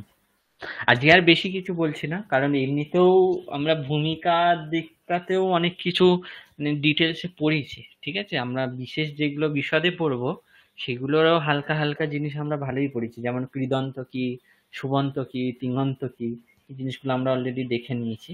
ঠিক আছে, তাই একদিনে অনেক কিছু পড়লে একটু একটু ক্লিষ্টই মনে হয় সে যে কোনো জিনিস। ঠিক আছে, তাই আচ্ছা, এরপর যদি আপনাদের কিছু জিজ্ঞাসা থাকে কিংবা এই সংস্কৃত সম্বন্ধ যদি কিছু জিজ্ঞাসা থাকে, যা কিছু কিছু জিজ্ঞাসা থাকলে করতে পারেন। স্যার, হ্যাঁ, বলুন। বলছি যে আমরা তো মানে ওই পুংলিঙ্গ স্ত্রীলিঙ্গ যেগুলো অকারান্ত নর বা লতা এগুলো চেনা শব্দ বা দীর্ঘ ইকারান্ত নদী স্ত্রীলিঙ্গ, কিন্তু মানে অনেক তো শব্দ থাকে যেগুলোতে বোঝা যায় না এটা স্ত্রীলিঙ্গ না পুংলিঙ্গ, তো সেগুলো কিভাবে আপনারা বোঝেন যে এটা মানে কোন লিঙ্গে বা হ্যাঁ, এটা স্ত্রীলিঙ্গ? এটা একটা খুবই ভালো প্রশ্ন যে যেগুলো আমাদের পরিচিত শব্দ সেগুলো বাদ দিয়ে লিঙ্গ কিভাবে আমরা বুঝবো। ঠিক আছে, এখন দেখুন, যে কোনো শব্দের ক্ষেত্রে ভোকাবুলারি কি করতে হয়, একটু এনরিচ করতে হয়। ঠিক আছে, অর্থাৎ আপনি যদি ইংলিশ বাক্য প্রয়োগ করেন, তখন আপনি যদি ইংলিশ শব্দ কিছু বিশেষ বিশেষ করে জেনে না রাখেন, ঠিক আছে, সেই ক্ষেত্রে কিন্তু ইংলিশ বাক্য প্রয়োগ করতে গেলে আমাদের অসুবিধা হয়। সেই রকমই সংস্কৃতের ক্ষেত্রে আপনি কিছু সংস্কৃত শব্দ আপনাকে জেনে রাখতে হয়, যেগুলো প্রয়োগ করতে হয়তো কখনো আপনি প্রয়োগ করবেন, সেরকম কিছু শব্দ জেনে রাখতে হয়। এখন আপনার মনে এই প্রশ্ন আসতে পারে যে আমি জানবো কি করে যে আমাকে এই শব্দটাই জেনে রাখতে হবে ভবিষ্যতে প্রয়োগের জন্য। তার জন্য একটা উপায় হচ্ছে, আপনি যখনই সময় পাবেন, ঠিক আছে, এখন তো আপনি মোটামুটি সংস্কৃত অক্ষর চেনেন। ঠিক আছে, সংস্কৃত অক্ষর পড়ে বা বর্ণ পড়ে বা শব্দ পড়ে বা পদ পড়ে সেটা কি লেখা আছে উচ্চারণ করতে পারবেন। ঠিক আছে, আপনি একটা বই নিয়ে, ধরুন কোনো সংস্কৃত ম্যাগাজিন, যেটা আমি প্রত্যেকবারে প্রত্যেক ব্যাচকে এবং কিছু মহারাজদেরও ক্লাস নিই, সেখানেও আমি বারবারই বলি যে সংস্কৃত শুধুমাত্র আমি বলছি, আপনারা শুনছেন, আপনারা বাড়িতে পড়ছেন, ঠিক আছে, যেগুলো বলছি সেগুলোই পড়ে নিচ্ছেন, এই দিয়ে যদি আপনি ভাবেন যে সংস্কৃত শিখবো, যথাযথভাবে শিখবো, এটা কখনোই সম্ভব নয়। কারণ আমি এখানে সীমিত এই নরলতা, ঠিক আছে, মুনি ইত্যাদি শব্দই আপনাদের কানের কাছে বারবার বারবার বারবার বলবো। ঠিক আছে, কিন্তু আপনি যখন একটা জিনিস পড়ে নিজে দু চারটে হয়তো কিছু কঠিন কঠিন শব্দ পেলেন, সেগুলোর অর্থ একটু খোঁজার চেষ্টা করলেন, না পেলে গ্রুপে বললেন কিংবা আমাকে পার্সোনালি বললেন যে স্যার এই অর্থটা পারছি না, ঠিক আছে, কিংবা এটার অর্থ কি হবে বুঝতে পারছি না, এইভাবে কিন্তু আপনি শব্দের অর্থ জানতে পারবেন এবং সেই শব্দের কি লিঙ্গ, ঠিক আছে, আহ কোন কোন লিঙ্গে সেই শব্দের প্রয়োগ হতে পারে, সেটা বিশেষ্য শব্দ কিনা বিশেষণ শব্দ কিনা, এগুলো তখনই আপনি জানতে পারবেন যখন আপনি কি করবেন, যে সংস্কৃতের কিছু পড়ার অভ্যাস রাখবেন। ঠিক আছে, যার জন্য আমি যত ব্যাচ পড়াই সবারকে একটা কথা বলি যে সংস্কৃত সম্ভাষণ সন্দেশ বলে একটা পত্রিকা আছে সংস্কৃতে। ঠিক আছে, এটা হচ্ছে ব্যাঙ্গালোর একবার থেকে আর একবার প্রকাশিত একটু হয়। বলুন, আর একটু বলুন সংস্কৃত। সম্ভাষণ সন্দেশ, আমি লিখে দিচ্ছি, সম্ভাষণ সন্দেশ। হোয়াটস ফাইলটা শেয়ার করা আছে, এখানেই আমি লিখে দিচ্ছি, দেখবেন। এটা পাবো কোথায়? আপনি ওয়েবসাইটে গিয়ে সার্চ করবেন, সম্ভাষণ সন্দেশ লিখবেন গুগলে, তাহলেই দিয়ে দেবে। ঠিক আছে, আচ্ছা, এখান থেকে আপনি ম্যাগাজিনগুলো ডাউনলোড করেও পড়তে পারেন, অথবা আপনি সেখানে সাবস্ক্রিপশন নিতে পারেন, কিন্তু সাবস্ক্রিপশন নেবার কোনো দরকার নেই, যেহেতু অনেক পুরানো ম্যাগাজিন আপনি এমনিই ডাউনলোড করে পড়তে পারবেন ফ্রি। ঠিক আছে, তো আপনারা কি করবেন, ওখানে ডাউনলোড করে এমনি জাস্ট পড়বেন। ঠিক আছে, পড়ে দেখবেন, তখন যখন আপনি দেখবেন যে এই ইকারান্ত যত স্ত্রীলিঙ্গ ওখানে শব্দ প্রয়োগ করা আছে সবগুলোই কিন্তু স্ত্রী অর্থে প্রয়োগ করা হয়েছে। তখন আপনি অটোমেটিক্যালি বুঝতে পারবেন যে এই শব্দগুলো স্ত্রীলিঙ্গে প্রয়োগ করা হয়। ঠিক আছে? এইভাবে যখন আপনি মানে একটা অভ্যাস করে ফেলবেন, নিয়মিত হয়তো মাসে একটা কিংবা দুটো গল্প পড়ার, অতি সহজ ভাষায় লেখা আছে। আমি এই পত্রিকাটাই কেন সাজেস্ট করি, কারণ সেখানকার যত বাক্য আছে, ঠিক আছে, একদম সহজ সহজ বাক্য লেখা থাকে। অস্তি ভবতি নাস্তি ইত্যাদি দিয়ে বাক্য লেখা থাকে। হ্যাঁ, হয়তো কিছু কিছু বাক্য থাকে যেখানে কিছু কিছু কঠিন ক্রিয়াপদ কিংবা শব্দের প্রয়োগ করা হয়, সেগুলো আপনাদের হয়তো বুঝতে অসুবিধা হতে পারে, কিংবা সেগুলো আপনারা হয়তো নানান সমস্যার সম্মুখীন হতে পারেন কিছু কিছু শব্দের ক্ষেত্রে। কিন্তু আমি আপনাদের বলছি, ওখানকার 80% শব্দ আপনারা নিজেরা পড়ে বুঝতে পারবেন যে এটা এই লিঙ্গেই হয়েছে। ঠিক আছে? আর সেই শব্দের অর্থ কি, আপনি তখন যখনই সেটা পড়বেন, খুঁজবেন, তখন অটোমেটিক্যালি আপনার মধ্যে কি হবে, শব্দের একটা সঞ্চয় হতে থাকবে এবং লিঙ্গের জ্ঞান বাড়তে থাকবে। ঠিক আছে? এইভাবেই কিন্তু কোন শব্দ কোন লিঙ্গে হতে পারে, ঠিক আছে, কিংবা কি অর্থে হতে পারে, এই রকম একটা জ্ঞান উৎপন্ন হয়। কারণ কি, কারণ আমি কখনোই আপনাদের দুনিয়ার যত সমস্ত শব্দ আছে, অজস্র শব্দ, ঠিক আছে, অগণিত শব্দ, সমস্ত শব্দের কি লিঙ্গ কি অর্থ ইত্যাদি আমি কেন, স্বয়ং ভগবান এসে বললেও হয়তো শেষ হবে না, এত শব্দ আছে। ঠিক আছে?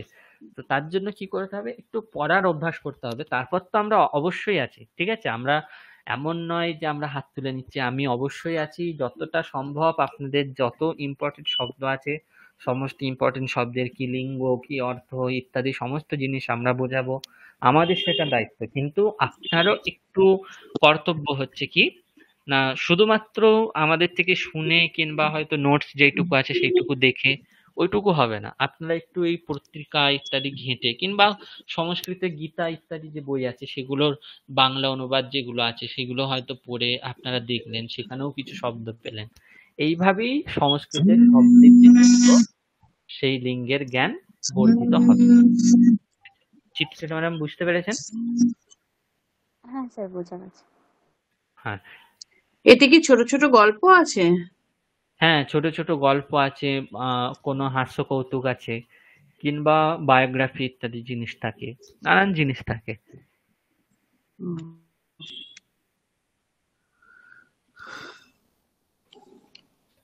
ঠিক আছে? আর কারো কিছু প্রশ্ন কিংবা কিছু জিজ্ঞাসা? মানে যদি সব না বুঝতে পারি তখন বলে জিজ্ঞাসা দেবেন তো? করবেন। হ্যাঁ হ্যাঁ, আচ্ছা, অবশ্যই জিজ্ঞাসা করবেন। সেই জন্যই আমি বললাম যে আপনাদের যদি ইচ্ছা হয় গ্রুপে কিংবা পার্সোনালি যা কিছু সঙ্গে সঙ্গে জিজ্ঞাসা করবেন, আমরা সবসময় আপনাদের সঙ্গে আছি। ঠিক আছে?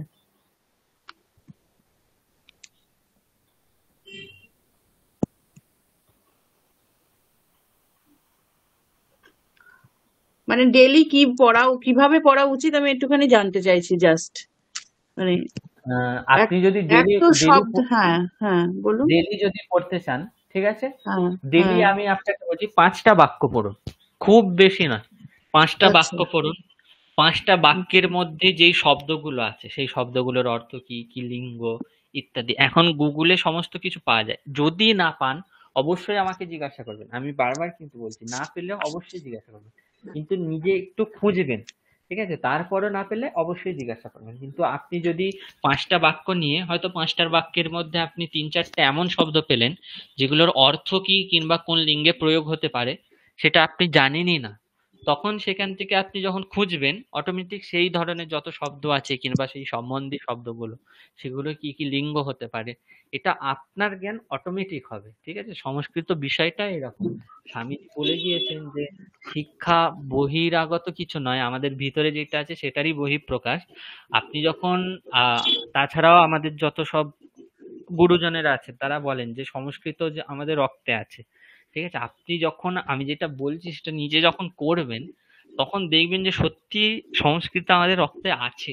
ঠিক আছে? তার কারণটা আমি বলছি, এই যে কর্তব্য শব্দ, বাসুদেব শব্দ, দুটো আমি যে উদাহরণ দিলাম, আমরা অর্থ জানি যে বাসুদেব মানে শ্রীকৃষ্ণ, কিন্তু বাসুদেব মানে শ্রীকৃষ্ণ কেন হলো সেটা আমাদের একটু জানিয়ে দেওয়ার শুধু অপেক্ষা। ঠিক আছে? এখন আপনারা এই ধরনের হয়তো যত শব্দ পাবেন, ঠিক আছে, দশরথ, সেখান থেকে যে দাশরথী এসেছে, ওখানে ই বলে একটা প্রত্যয় আছে, রস্প ইকার ইয়, ঠিক আছে?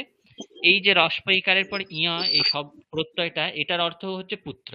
দশরথ শব্দ যে ই প্রত্যয় যে ইকার আছে, সেটা যখনই যোগ হয়ে যাবে, তার অর্থ হবে কি, যার থেকে এই প্রত্যয়টা হয়েছে তার পুত্র। তাহলে দশরথর পর ই প্রত্যয় হচ্ছে, তাই দাশরথী যে শব্দটা নিষ্পন্ন হচ্ছে, সেটার অর্থ হবে কি, দশরথের পুত্র।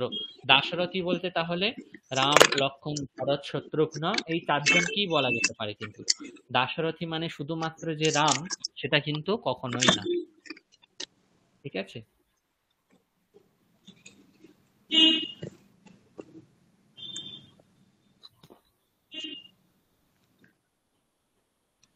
আচ্ছা, প্রথম ক্লাস বোরিং লাগেনি তো কারো?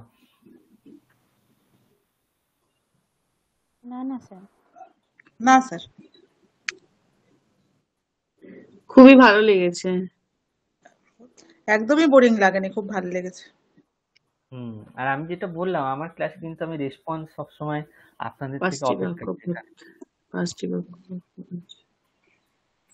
আর ধাতুরূপ শব্দরূপ প্রত্যেকদিনই পড়ে যেতে হবে না?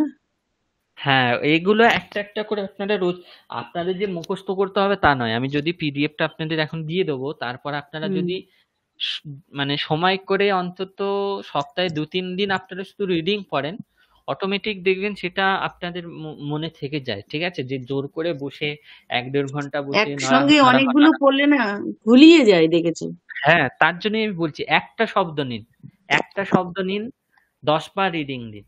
ঠিক আছে? এইভাবে 2-3 দিন করুন। আমি বলছি 50% আপনার মুখস্থ হবে। জোর করে মুখস্থ না করেও আপনার মুখস্থ হবে। আর তাছাড়াও আরেকটা পদ্ধতি আমি বলে দিচ্ছি সহজে মুখস্থ করার। আপনি যদি প্রতিদিন একটা শব্দের 10 বার রিডিং দেওয়ার পর একবার লেখেন, ঠিক আছে? দেখে দেখে কিংবা না দেখে, যা হোক করে একবার যদি 10 বার রিডিং দেওয়ার পর লেখেন, তাহলে আমি বলছি 3 দিন থেকে 4 দিন আপনি যদি 10 বার করে রিডিং দেন, তাহলে 100% আপনার সেই শব্দ মুখস্থ হবে। ঠিক আছে? এগুলো আমি করেছি, আমার অনুভব আছে, তাই বলছি। আপনাদের ক্ষেত্রে হয়তো এটা আমি যখন করেছি, একবারে করিনি তা না, তারপরে যখন আবার পরেরটা 2-3টে যখন একসঙ্গে হয়ে যায়, তখন আবার গিয়ে গুলিয়ে যায়। ওটা কোনো এইটাই ব্যাপার হয়। না। একবার যদি আপনার মনে একটুখানি থেকে যায়, সে বারবার ভুল হতে হতে হতে একটা সময় আসবে সেটাই যখন আর কি। আপনার যেটা ছিল সেটা স্থির হবেই, কনস্ট্যান্ট এক সময় দাঁড়াবেই। ঠিক আছে? এমন নয় যে আপনি চর্চাটা হয় না তো রেগুলার, সেটা একটা ব্যাপার হয়তো। এটাই আমি বারবার বলছি, চর্চা হুম। রাখতে হবে। চর্চা ছাড়া আমি কেন, শুভদীপ স্যার, অমিত স্যার, আমরা তিনজনের চেষ্টাতেও কিছু হবে না যদি আপনারা চর্চা একদমই না করেন। তাহলে সেই পরীক্ষার সময় হয়তো একদিন নিয়ে বসবেন, যা হোক করে দেখিয়ে 4-5টা হয়তো মনে থাকলো, 2-4টে উত্তর করলেন, এইরকম হবে। যদি চর্চা রাখেন তাহলে আপনারাও তো এখানে শিখতে এসেছেন। আপনারা যেমন শিখতে এসেছেন, তার থেকেও আমাদের বড় কর্তব্য হচ্ছে আমরা শেখাতে এসেছি। আপনাদের যদি শেখাতে না পারি, তাহলে সেটা আপনাদের থেকে বড় আমাদের পরাজয় হবে। ঠিক আছে? তাই আপনাদের শেখানো যতটা পারা যায় শেখাতে হবে সেটা। আচ্ছা, এই কোর্সটার পরে কি নিজে একা টেক্সট পড়া যাবে? হ্যাঁ হ্যাঁ হ্যাঁ, আপনি পড়তে পারবেন এটুকু। এবং আমি যে পড়াই, ঠিক আছে, আমার একদম শেষের 2টো ক্লাস আমি এটাই করি। মানে হয়তো কিছু গল্প নিলাম, ওখানে আমরা বাক্যগুলো পড়ে পড়ে পড়ে বাংলা অর্থ বলতে বলি। ঠিক আছে? কোথায় কি প্রত্যয় আছে সেগুলো আপনারা নিজেরাই বলবেন। আমি আজকে যেটা বলছি সেটা যখন শেষ ক্লাসে হবে আপনারা অনুভব করবেন এবং দেখবেন যে না, স্যার যেটা বলেছিলেন সেটা আমরা পারছি। এটা মিলিয়ে দেখে নেবেন যে সেটা হচ্ছে কিনা। ঠিক আছে?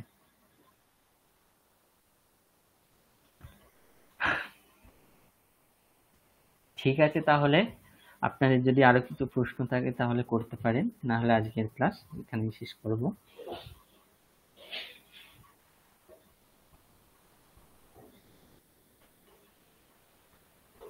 কিছু প্রশ্ন নেই, তাই তো? ঠিক আছে, তাহলে আপনাদের অসংখ্য ধন্যবাদ। প্রথম ক্লাস আপনাদের কেমন লাগলো একটু ভালো করে দেখবেন, যেগুলো বললাম সবাই দেখে আসবেন। যেগুলো বললাম যে ভালো করে মুখস্থ করে আসতে, সেগুলো মুখস্থ করে আসবেন। ওই যে 4টে বাক্য কি কি বলেছিলাম, যে শব্দের পর শুধুমাত্র তদ্ধিত প্রত্যয় হয়, ধাতুর পর শুধুমাত্র কৃৎ প্রত্যয় হয়, শব্দ এবং অব্যয়ের পর শুভ বিভক্তি হয় বলে সেগুলোকে সুবন্ত বলা হয়, আর ধাতুর পর তিং বিভক্তি হয় বলে সেগুলোকে তিঙন্ত বলা হয়। ঠিক আছে, এই 4টি জিনিস অবশ্যই মুখস্থ করবেন, সকলে মনে রাখবেন ভালো করে, আর মাথায় বসিয়ে নিতে হবে। ঠিক আছে, তারপর যেই শব্দটা তৈরি হলো সেটাকে শব্দ অথবা প্রাতিপদিক বলা হয়। তারপর শব্দের পর সুখ বিভক্তি লেগে সেগুলো সুবন্ত আর তিঙন্ত। এখন সেগুলো রূপগুলো আমরা শব্দ কিভাবে আর প্রাতিপাদিক একই একই ইয়ে না, হ্যাঁ, সমার্থক শব্দ। সমার্থক শব্দ।